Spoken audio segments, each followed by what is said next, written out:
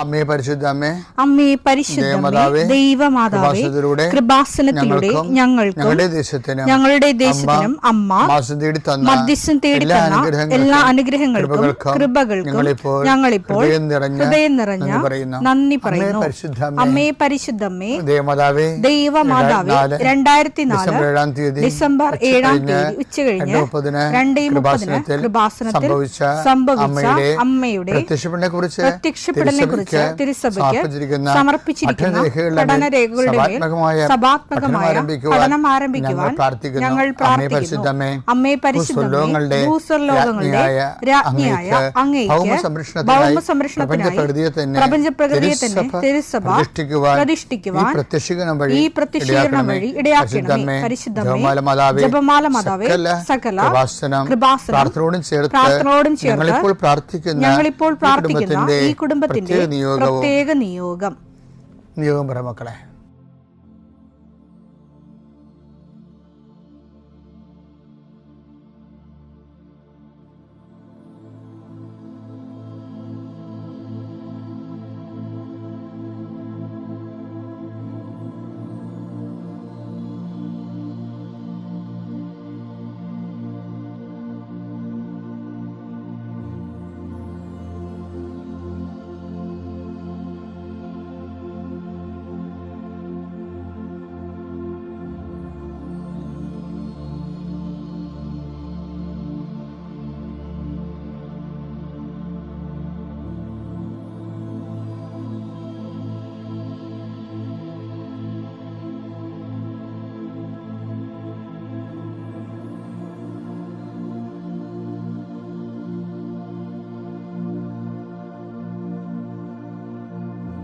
അമ്മയുടെ പ്രത്യക്ഷീകരണത്തിന്റെ ഈ അനുഗ്രഹവേളയിൽ ഞങ്ങൾക്ക് സാധിച്ചു തരുവാൻ കനിയണമേ. ആമേൻ. വിശ്വാസ പ്രമാണം. സർവശക്തനായ പിതാവും ആകാശത്തിന്റെയും ഭൂമിയുടെയും സൃഷ്ടാവുമായ ദൈവത്തിൽ ഞാൻ വിശ്വസിക്കുന്നു. അവിടുത്തെ ഏകപുത്രനും ഞങ്ങളുടെ കർത്താവുമായ ഈശോ മിശിഹായിലും ഞാൻ വിശ്വസിക്കുന്നു. ഈ പുത്രൻ പരിശുദ്ധാത്മാവിനാൽ ഗർഭസ്ഥനായി കന്യകാമറിയത്തിൽ നിന്ന് പിറന്ന് പൊന്തിയോസ് പീലാത്തോസിന്റെ കാലത്ത് പീഡകൾ സഹിച്ച് കുരിശിൽ തറയ്ക്കപ്പെട്ട് മരിച്ച് അടക്കപ്പെട്ട് പാതാളങ്ങളിൽ ഇറങ്ങി മരിച്ചവരുടെ ഇടയിൽ നിന്ന് 3-ാം നാൾ ഉയർത്ത് സ്വർഗത്തിലേക്ക് എഴുന്നള്ളി സർവശക്തിയുള്ള പിതാവായ ദൈവത്തിന്റെ വലതുഭാഗത്തിരിക്കുന്നു. അവിടെ നിന്ന് ജീവിക്കുന്നവരെയും മരിച്ചവരെയും വിധിക്കുവാൻ വരുമെന്നും ഞാൻ വിശ്വസിക്കുന്നു. പരിശുദ്ധാത്മാവിലും ഞാൻ വിശ്വസിക്കുന്നു.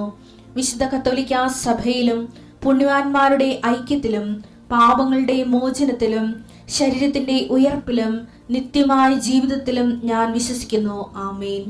സ്വർഗ്ഗസ്ഥനായ ഞങ്ങളുടെ പിതാവേ, അങ്ങയുടെ നാമം പൂജിതമാകണമേ. അങ്ങയുടെ രാജ്യം വരണമേ. അങ്ങയുടെ തിരുമനസ് സ്വർഗത്തിലെ പോലെ ഭൂമിയിലും ആകണമേ. അന്നു വേണ്ടുന്ന ആഹാരം ഇന്ന് ഞങ്ങൾക്ക് തരണമേ. ഞങ്ങളോട് തെറ്റ് ചെയ്യുന്നവരോട് ഞങ്ങൾ ക്ഷമിക്കുന്നത് പോലെ ഞങ്ങളുടെ തെറ്റുകൾ ഞങ്ങളോടും ക്ഷമിക്കണമേ. ഞങ്ങളെ പ്രലോഭനത്തിൽ ഉൾപ്പെടുത്തരുതേ, തിന്മയിൽ ഞങ്ങൾ രക്ഷിക്കണമേ. ആമേൻ. നന്മ നിറഞ്ഞ മറിയമേ, സ്വസ്തി. കർത്താവ് അങ്ങയുടെ കൂടെ സ്ത്രീകളിൽ അങ്ങ് അനുഗ്രഹിക്കപ്പെട്ടവളാകുന്നു. അങ്ങയുടെ ഉദരത്തിൻ ഫലമായി ഈശോ അനുഗ്രഹിക്കപ്പെട്ടവനാകുന്നു.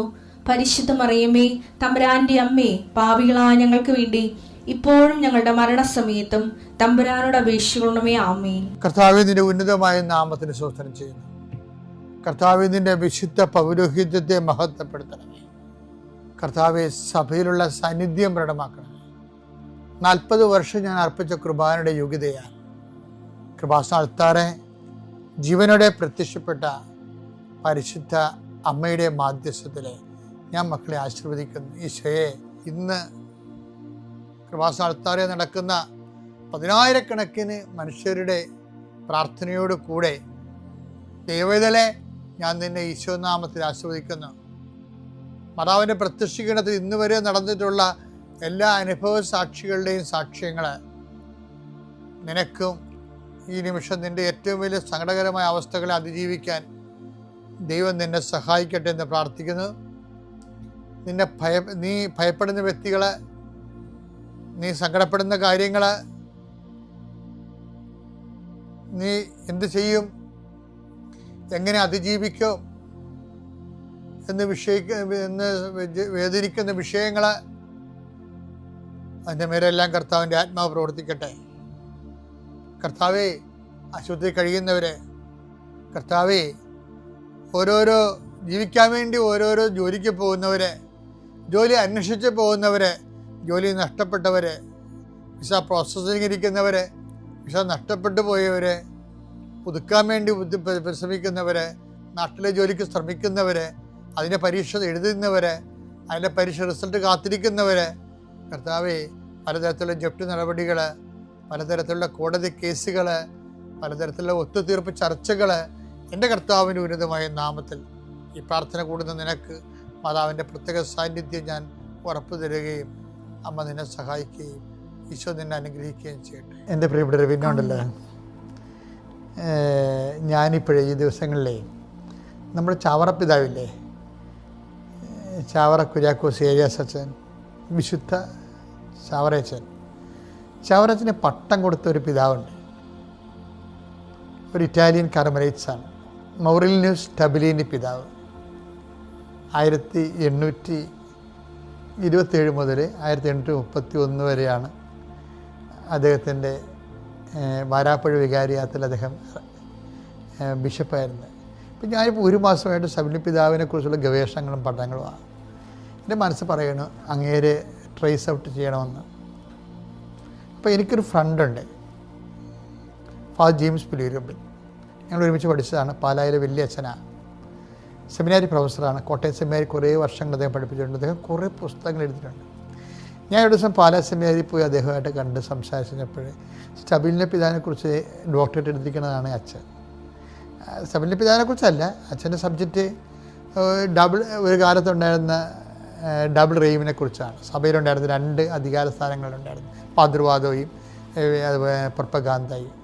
അപ്പോൾ ഞാൻ അച്ഛനോട് സംസാരിച്ച്, അപ്പം അന്ന് എനിക്ക് ഇൻസ്പിറേഷൻ കിട്ടിയതാണ് സ്റ്റബിലിൻ്റെ പിതാവിൽ എന്തോ ഒരു കണ്ടൻറ് ഉണ്ടെന്ന്. അപ്പോൾ ഞാൻ ഈ ദിവസം വായിച്ച് ചെന്നപ്പോൾ എനിക്ക് ഒരു സംഭവം കണ്ടെന്ന് വെച്ചാൽ, സ്റ്റബിലിൻ്റെ പിതാവിൻ്റെ കാലത്താണ് കാറ്റക്കിസം ചേഞ്ച് ചെയ്യണത്. അന്ന് വരെ ഏകാധ്യാപകരാണ് സഭയിലുണ്ടായിരുന്നത്. സ്റ്റബിലിൻ്റെ പിതാവ് അത് 2 അധ്യാപകരെ വെച്ച്, ആണുങ്ങൾക്കൊരു അധ്യാപകർ, സ്ത്രീകൾക്ക് വേറെ അധ്യാപകർ. അങ്ങനെ വെച്ചതിൻ്റെ വേറെ ഇതെന്ന് വെച്ചാൽ സ്റ്റബിലിൻ്റെ പിതാവ് വേറെ കാര്യം ചെയ്ത് സിലബസ് മൊത്തം ചേഞ്ച് ചെയ്ത്. സിലബസ് ചേഞ്ച് ചെയ്ത് എന്താ അറിയാമോ? സിലബസ് ദൈവസ്നേഹം, ഒറ്റ സിലബസ് മാത്രം.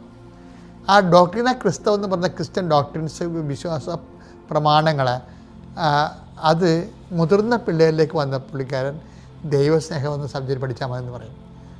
ഡോക്ട്രിന ക്രിസ്തവ് നിങ്ങൾ ബേസിക് കാറ്റഗിസം ആദ്യം പഠിച്ചിരുന്നു, ഇപ്പോൾ നിങ്ങൾ മുതിർന്നപ്പോഴിന് ലവ് ഓഫ് ഗോഡ് പഠിച്ചാൽ മതി എന്ന് പറയും. അപ്പോൾ എന്നാ വിഷയം എന്ന് വെച്ച് കഴിഞ്ഞാൽ, ഈ നമ്മൾ എന്ത് ഡോക്ടറേറ്റ് എടുത്താലും, നമ്മൾ ഉപരി പഠനങ്ങൾ നടത്തിയാലും, ക്രിസ്ത്യാനിറ്റി ഇരിക്കുന്നത് എപ്പോഴും ഈ ലവ് ഓഫ് ഗോഡിലാണ് ഇരിക്കുന്നത്, ദൈവസ്നേഹത്തിൽ.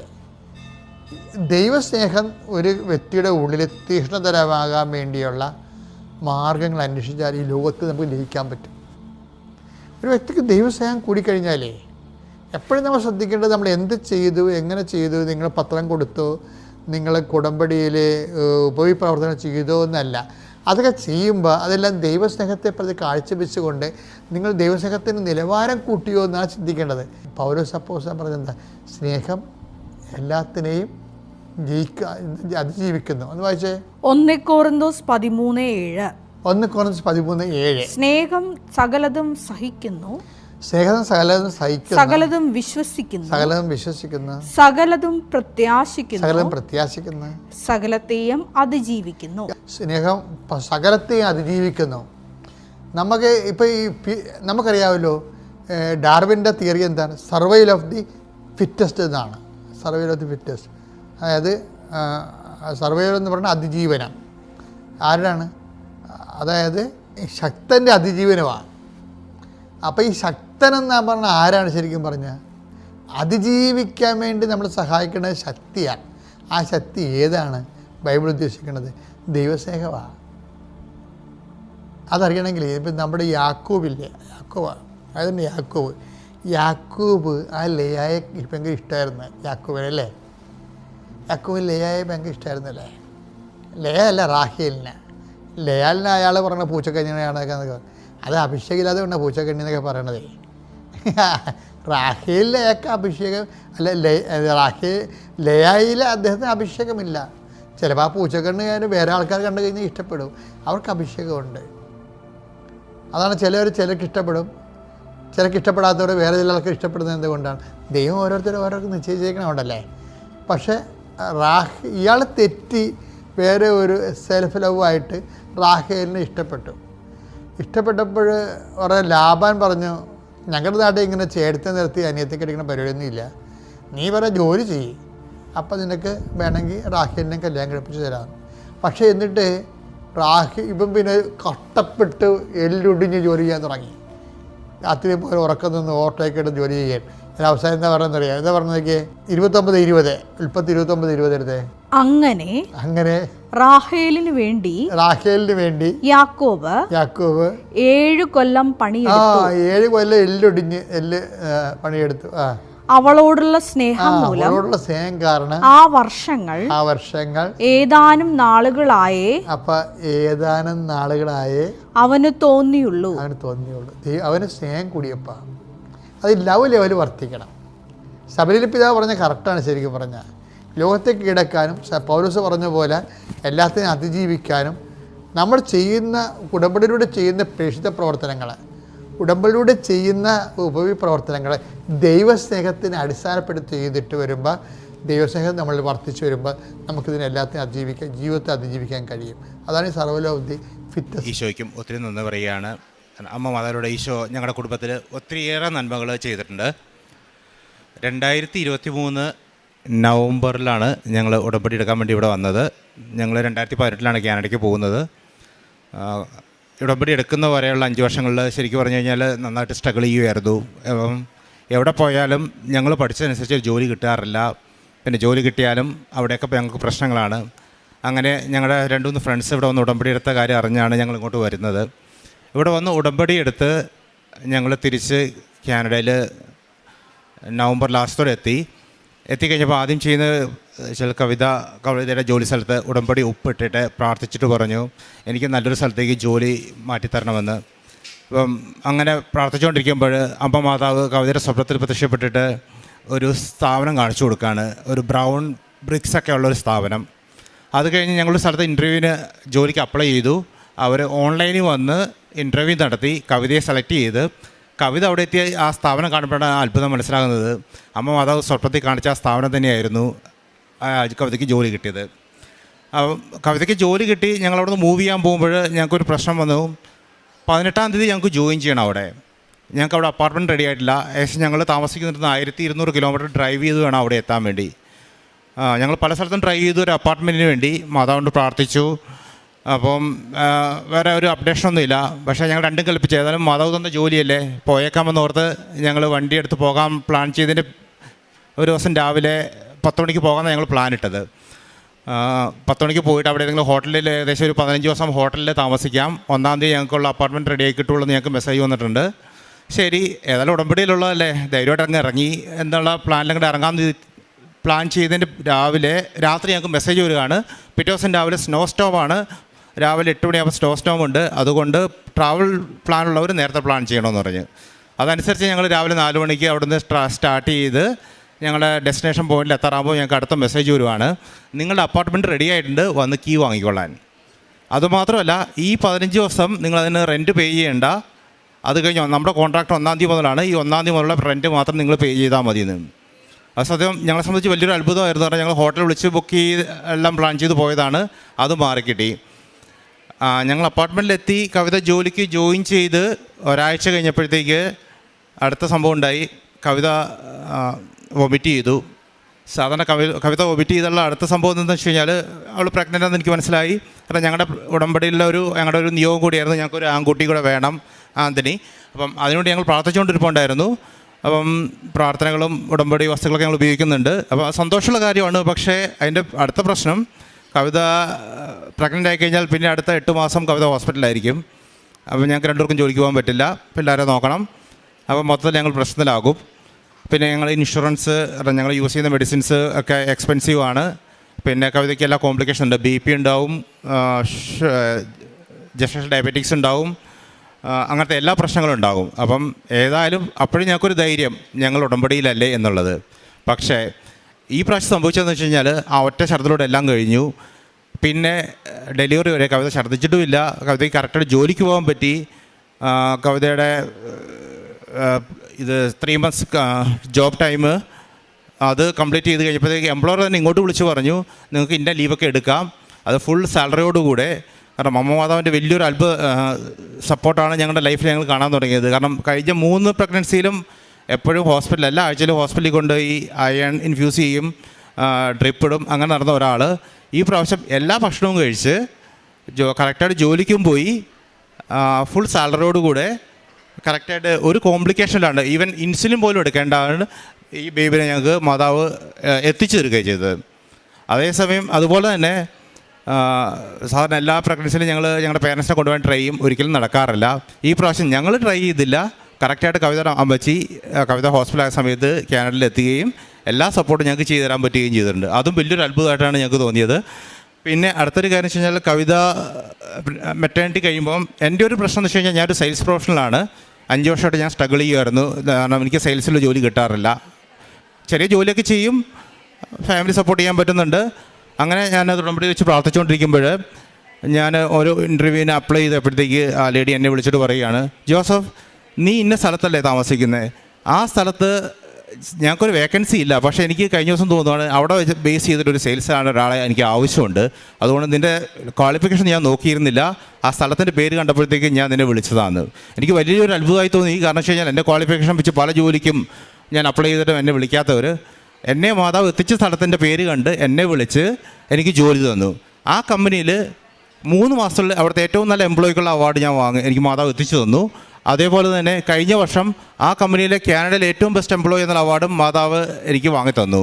കാരണം എൻ്റെ ജീവിതത്തിൽ എനിക്ക് തോന്നിയൊരു കാര്യം എന്ന് വെച്ച് കഴിഞ്ഞാൽ മാതാവ് നമ്മളെത്ര ശക്തമായി ദൈവത്തോട് കൂടെ നിൽക്കുക, നമ്മുടെ ഉടമ്പടിയിൽ നമ്മുടെ കമ്മിറ്റ്മെൻറ്റ്സ് നമ്മൾ ചെയ്യുക, അതിനനുസരിച്ച് അത്രയ്ക്കും അതിൻ്റെ ഇരട്ടിയായിട്ട് മാതാവ് ഈശോയിൽ നമുക്ക് എല്ലാ അനുഗ്രഹങ്ങളും വാങ്ങിത്തരും. പിന്നെ ഇതുകൂടാണ്ട് കവിതയ്ക്ക് ഈ പ്രഗ്നൻസി കഴിഞ്ഞപ്പോൾ തൈറോയ്ഡ് സ്റ്റോം എന്നൊരു കണ്ടീഷൻ വന്നു. തൈറോയ്ഡ് സ്റ്റോം എന്ന് വെച്ചാൽ ലൈഫ് ത്രെറ്റനിങ് ആണ്. ഏകദേശം ഹാർട്ട് റേറ്റ് 150ക്ക് മുകളിൽ പോവുക, ആ ഒരു കണ്ടീഷനായിരുന്നു. അപ്പം ഡോക്ടേഴ്സ് വിളിച്ചിട്ട് പറഞ്ഞു ഇനി ലൈഫ് ടൈം നിങ്ങൾ മരുന്ന് കഴിക്കേണ്ടി വരും എന്നൊരു സിറ്റുവേഷൻ പറഞ്ഞപ്പോഴത്തേക്ക് ആ ആഴ്ചത്തെ ധ്യാനത്തിൽ അച്ഛൻ തൈറോയ്ഡ് രോഗികൾക്ക് വേണ്ടി പ്രാർത്ഥിക്കാൻ പറഞ്ഞു. കവിത പ്രാർത്ഥന ധ്യാനത്തിൽ കൂടി ഉടമ്പടി വസ്തുക്കൾ ഉപയോഗിച്ച് പ്രാർത്ഥിച്ച് കഴിഞ്ഞപ്പോഴത്തേക്ക് സീനിയർ ഡോക്ടർ കവിത വിളിച്ചിട്ട് ചോദിച്ചു, കവിത ഇസ് വണ്ടർഫുൾ, താൻ ഇനി ലൈഫിൽ ഒരു മരുന്നും കഴിക്കേണ്ട തൈറോയ്ഡിന് വേണ്ടി. പിന്നെ അടുത്തെന്ന് വെച്ച് കഴിഞ്ഞാൽ വലിയൊരു സാക്ഷ്യം എന്ന് വെച്ച് കഴിഞ്ഞാൽ ഞങ്ങളുടെ എബ്രഹാം എന്ന് പറഞ്ഞ ഞങ്ങളുടെ മൂത്ത മോൻ, അവന് ഹൈപ്പർ ആക്റ്റീവാണ്. അതിൻ്റെ ഉടനെ അവന് ഓട്ടിസത്തിൻ്റെ വൈഡ് സ്പെക്ട്രത്തിലും കൂടെ ഡോക്ടർക്ക് സംശയം ഉണ്ടായിരുന്നു. അപ്പം സ്കൂളിൽ 1 മണിക്കൂർ അവൻ പോവുള്ളൂ. 1 മണിക്കൂർ കഴിഞ്ഞാൽ അവർ സ്പെഷ്യൽ വണ്ടിയിൽ തിരിച്ചു വിടും. അപ്പം അവനെ നോക്കാൻ വേണ്ടി ഒരാൾ എപ്പോഴും വീട്ടിലിരിക്കണം, ആ ഒരു അവസ്ഥയായിരുന്നു. പക്ഷേ ഉടമ്പടി വസ്തുക്കൾ ഉപയോഗിച്ചതിന് ശേഷം സ്കൂളിൽ നിന്ന് ടീച്ചേഴ്സ് ഞങ്ങൾ വിളിച്ചു വെച്ചു, നിങ്ങൾ എന്ത് മാജിക്കാണ് വീട്ടിൽ കാണിച്ചേക്കുന്നത്, എബ്രഹാം ഇപ്പോൾ പറഞ്ഞതെല്ലാം കേൾക്കും, സ്കൂളിലെ ഏറ്റവും നല്ല സ്റ്റുഡൻസ് ഒരാളാണ്, അതുകൊണ്ട് നിങ്ങൾ ഫുൾ ടൈം അവന് സ്കൂളിൽ വിട്ടേക്കാൻ. പിന്നെ മാതാവിൻ്റെ പ്രത്യേക അനുഗ്രഹത്തിൽ കവിതയ്ക്ക് മാതാവിനെ കാണാൻ പറ്റിയിരുന്നു. പ്രാർത്ഥനയിൽ സുഗന്ധാഭിഷേകം ഞങ്ങൾക്ക് കിട്ടിയിട്ടുണ്ട്. പിന്നെ ഞങ്ങൾ ചെയ്യുന്ന കാരുണ്യ പ്രവർത്തനം എന്ന് വെച്ച് കഴിഞ്ഞാൽ ഞങ്ങൾ ആൾക്കാരെ അവരുടെ ആവശ്യം അങ്ങോട്ട് ചോദിച്ചിട്ട് പോയി ഹെൽപ്പ് ചെയ്യാറുണ്ട്. പിന്നെ ഞങ്ങളുടെ പള്ളികളിലാണെങ്കിലും ചെയ്യേണ്ട നമ്മുടെ കാരുണ്യ പ്രവൃത്തികൾ, മറ്റുള്ളവരെ എങ്ങനെ സഹായിക്കണം, അതുപോലെ നമ്മുടെ പേപ്പറുകൾ, ഉടമ്പടി വസ്തുക്കൾ, അത് ഞങ്ങളൊക്കെ പോക്കറ്റിൽ എപ്പോഴും ഉടമ്പടി കാശ് വാങ്ങിക്കൊണ്ടു പോകുന്നുണ്ട്. ആരെങ്കിലും കഷ്ടപ്പാട് പറഞ്ഞു കഴിഞ്ഞാൽ ഉടമ്പടി നമ്മുടെ കാശ് എടുത്ത് കൈ കൊടുത്ത് പ്രാർത്ഥിക്കാൻ പറയും. അല്ലാണ്ട് ഫിനാൻഷ്യൽ ഹെൽപ്പ് വേണ്ടവരാണെങ്കിൽ അവരെ ഫിനാൻഷ്യലി ഞങ്ങൾ ഹെൽപ്പ് ചെയ്യാറുണ്ട്. പിന്നെ പ്രാർത്ഥനയ്ക്കാന്ന് വെച്ചാൽ ഞങ്ങൾക്കൊരു ഗ്രൂപ്പുണ്ട്, അതിൽ ഞങ്ങൾ പ്രാർത്ഥിക്കാറുണ്ട്, പ്രാർത്ഥന ഷെയർ ചെയ്യാറുണ്ട്. നമ്മുടെ ഉടമ്പടി പത്രം ഷെയർ ചെയ്യാറുണ്ട്, അത് ഇംഗ്ലീഷിൽ ഞങ്ങൾ വാങ്ങിക്കൊണ്ട് പോയിരുന്നു. ഈ പ്രാവശ്യം ഞങ്ങൾ പോകുമ്പോൾ ഫ്രഞ്ച് നമ്മുടെ ഫ്രഞ്ച് ലാംഗ്വേജ് ഇമ്പോർട്ടൻസ് ഉള്ളതുകൊണ്ട് ഫ്രഞ്ചിൻ്റെ ഉടമ്പടി പത്രം വാങ്ങിക്കൊണ്ടാണ് പോകുന്നത്. പിന്നെ ഏറ്റവും വലിയൊരു കാര്യം എന്ന് വെച്ച് കഴിഞ്ഞാൽ ഉടമ്പടിയിലൂടെ ഞങ്ങൾക്ക് മനസ്സിലായൊരു കാര്യം, ദൈവം എപ്പോഴും നമ്മളെ അനുഗ്രഹിക്കാൻ തയ്യാറാണ്, നമ്മൾ അനുഗ്രഹം വാങ്ങാൻ തയ്യാറാണെന്നുള്ളതാണ്. ഈ ഉടമ്പടിയിലൂടെ ഞങ്ങളുടെ ജീവിതത്തിൽ വന്ന ട്രാൻസ്ഫോർമേഷനാണ്. ദൈവം ഞങ്ങളെ അനുഗ്രഹിച്ചുകൊണ്ടിരുന്നു, ഞങ്ങൾ മാറി അനുഗ്രഹം വാങ്ങാൻ വേണ്ടി ഞങ്ങൾ തയ്യാറാക്കി കഴിഞ്ഞപ്പോൾ ദൈവം ഞങ്ങളെ അനുഗ്രഹിച്ചുകൊണ്ടിരിക്കുകയാണ്. അതുകൊണ്ട് അമ്മ മാതാവിലൂടെ ഈശോ തന്ന എല്ലാ അനുഗ്രഹങ്ങൾക്കും ഞങ്ങൾ നന്ദി പറയുന്നു. സങ്കീർത്തനങ്ങൾ 89-ാം അധ്യായം 17 വാക്യങ്ങൾ. അങ്ങാണ് അവരുടെ ശക്തിയും മഹത്വവും, അങ്ങയുടെ പ്രസാദം കൊണ്ടാണ് ഞങ്ങളുടെ കൊമ്പ് ഉയർന്നിൽക്കുന്നത്. കർത്താവാണ് ഞങ്ങളുടെ പരിച, ഇസ്രയേലിൻ്റെ പരിശുദ്ധനാണ് ഞങ്ങളുടെ രാജാവ്. പരിശുദ്ധ അമ്മയുടെ പ്രത്യക്ഷീകരണ സാക്ഷിയായിട്ട് ജോസഫ് ഗ്രിഗറി കാനഡ തൻ്റെ അനുഭവ സാക്ഷ്യം നമുക്ക് മുമ്പിൽ പങ്കുവെക്കുകയായിരുന്നു. ഈ കുടുംബത്തിന് ലഭിച്ച വലിയ അനുഗ്രഹങ്ങൾ ഇവിടെ വാക്കിൽ തന്നെ നമുക്കത് പൂർണ്ണമായിട്ടും അത് മനസ്സിലാക്കിയിട്ടുണ്ടായിരുന്നു. ഫ്ലൈറ്റ് ഇറങ്ങി നേരെ ഇങ്ങോട്ടേക്കാണ് പോകുന്നത്. അത് പരിശുദ്ധ അമ്മയുടെ മുമ്പിൽ തങ്ങൾക്ക് കിട്ടിയ ആ ദൈവാനുഗ്രഹത്തെ സാക്ഷ്യപ്പെടുത്തിക്കൊണ്ട് പോകാൻ വേണ്ടിയിട്ടാണ് ഇവിടെ വന്ന് തങ്ങളുടെ അനുഭവ സാക്ഷി നമുക്ക് മുമ്പിൽ പങ്കുവെക്കുക. തങ്ങളായിരിക്കുന്നിടത്ത് നിന്ന് മറ്റൊരു സ്ഥലത്തേക്ക് നല്ലൊരു ജോലി ലഭിച്ച് പോകണമെന്നുള്ള ആഗ്രഹം അത് പരിശുദ്ധ അമ്മ സ്വപ്നത്തിലൂടെ ആണെങ്കിലും അടയാളത്തിലൂടെ ആണെങ്കിലും ഒരു സ്ഥലത്തേക്ക് പോകുവാനും അവിടെ ചെന്നപ്പോൾ എന്താണോ പരിശുദ്ധ അമ്മ നമുക്ക് ഇവർക്ക് സ്വപ്നത്തിലൂടെ കാട്ടിക്കൊടുത്തത് അത് പൂർണ്ണമായിട്ടും അത് പരിശുദ്ധ അമ്മ ഇടപെടലിലൂടെ ഇവർക്ക് ജോലി ലഭിച്ചതാണെന്നുള്ള വിശ്വാസത്തോടുകൂടിയാണ് നമുക്ക് മുമ്പിൽ സാക്ഷ്യപ്പെടുത്തുകയൊക്കെ ചെയ്യുന്നത്. അതോടൊപ്പം തന്നെയാണെങ്കിലും നാലാമതൊരു മകന് ജന്മം കൊടുക്കുമ്പോൾ ഇതിനുമുമ്പുള്ള എല്ലാ പ്രസവ സമയത്തും അതിൻ്റെതായ നിരവധിയായ കോംപ്ലിക്കേഷനും അതിൻ്റെതായ ബുദ്ധിമുട്ടുകളൊക്കെ ഉണ്ടായിരുന്നു. എന്നാൽ നാലാമതൊരു കുഞ്ഞിനെ നിയോഗത്തിൽ വെച്ച് പ്രാർത്ഥിക്കുമ്പോഴും ആ കുഞ്ഞിന് ലഭിക്കുമ്പോഴും യാതൊരു വിധത്തിലുള്ള ബുദ്ധിമുട്ടുകളൊന്നും ഇല്ലാതെ കൊണ്ട് തന്നെ പരിശുദ്ധ അമ്മയുടെ ഒരു വലിയ അനുഗ്രഹത്താൽ ആ മകന് നൽകി അനുഗ്രഹിക്കുകയും ചെയ്തു. അതോടൊപ്പം തന്നെ ഇവരുടെ കുടുംബത്തിന് ഈ മകന് ഹൈപ്പറാക്റ്റീവ് ഉണ്ടായിരുന്നൊരു ബുദ്ധിമുട്ടുകൾ അതുണ്ടായിരുന്നെങ്കിലും ഉടമ്പടി നേർച്ച വസ്തുക്കളോട് ചേർന്ന് ഉറച്ച വിശ്വാസവും വിശ്വാസപ്രമാണം ചില പ്രാർത്ഥനകളൊക്കെ തന്നെ ആ മകനെ പൂർണ്ണമായിട്ടും അവർക്ക് പരിശുദ്ധ അമ്മയുടെ ഇടപെടലിലൂടെ അത് പൂർണ്ണമായിട്ട് അത് മാറ്റിയെടുക്കുവാനും പരിശുദ്ധ അമ്മയുടെ വലിയൊരു സംരക്ഷണയിൽ ആ കുഞ്ഞുങ്ങൾ എപ്രകാരമാണോ സ്കൂളിൽ നിന്ന് ചോദിക്കുന്ന പോലെ എന്തത്ഭുതമാണ് നിങ്ങൾ ഇവരിൽ പ്രവർത്തിച്ചത് ആ ഒരു ചോദിക്കാൻ തന്നെ കാരണമായത് പരിശുദ്ധ അമ്മയോട് ചേർന്നുള്ള ഉടമ്പടി നേർച്ച വസ്തുക്കളുടെ ഉപയോഗം തന്നെയാണ്. അത് പരിശുദ്ധമാർക്ക് വലിയ അനുഗ്രഹങ്ങളായിട്ട് ആ കുറവിനെ എടുത്ത് മാറ്റി അനുഗ്രഹിക്കുകയാണ് ചെയ്യുന്നത്. അതോടൊപ്പം തന്നെ ജോസഫ് ഗ്രിഗറിയുടെ ആണെങ്കിലും ജോലി സംബന്ധമായ കാര്യങ്ങളാണെങ്കിലും മറ്റു പുതിയ സ്ഥലത്തേക്ക് ചെല്ലുമ്പോൾ അതിനോട് ബന്ധപ്പെട്ട് പുതിയൊരു വേക്കൻസി വരികയും ആ വർഷം തന്നെ ആ ഒരു തസ്തികയിൽ പുതിയൊരു ആ മേഖലയിൽ അത് ഇന്നുവരെ ഇല്ലാത്ത സ്ഥലത്ത് അതൊരു തുടങ്ങുകയും അതിനോട് ചേർന്നുകൊണ്ട് വലിയൊരു അനുഗ്രഹമാണ് പരിശുദ്ധ അമ്മ ഈ കുടുംബത്തെ നൽകി അനുഗ്രഹിക്കുകയും ചെയ്തത്. അത് വലിയൊരു അനുഗ്രഹമായിട്ട് മാറുന്നത് ഉടമ്പടിയോട് ചേർന്നുകൊണ്ട് ജീവിക്കാനെടുത്ത തീരുമാനം തന്നെയാണ്. ഈ വാക്യത്തിനൊക്കെ മനസ്സിലാക്കാനായിട്ട് സാധിക്കുന്നുണ്ട്. ദൈവം അനുഗ്രഹങ്ങൾ നൽകാനായിട്ട് റെഡിയാണ്.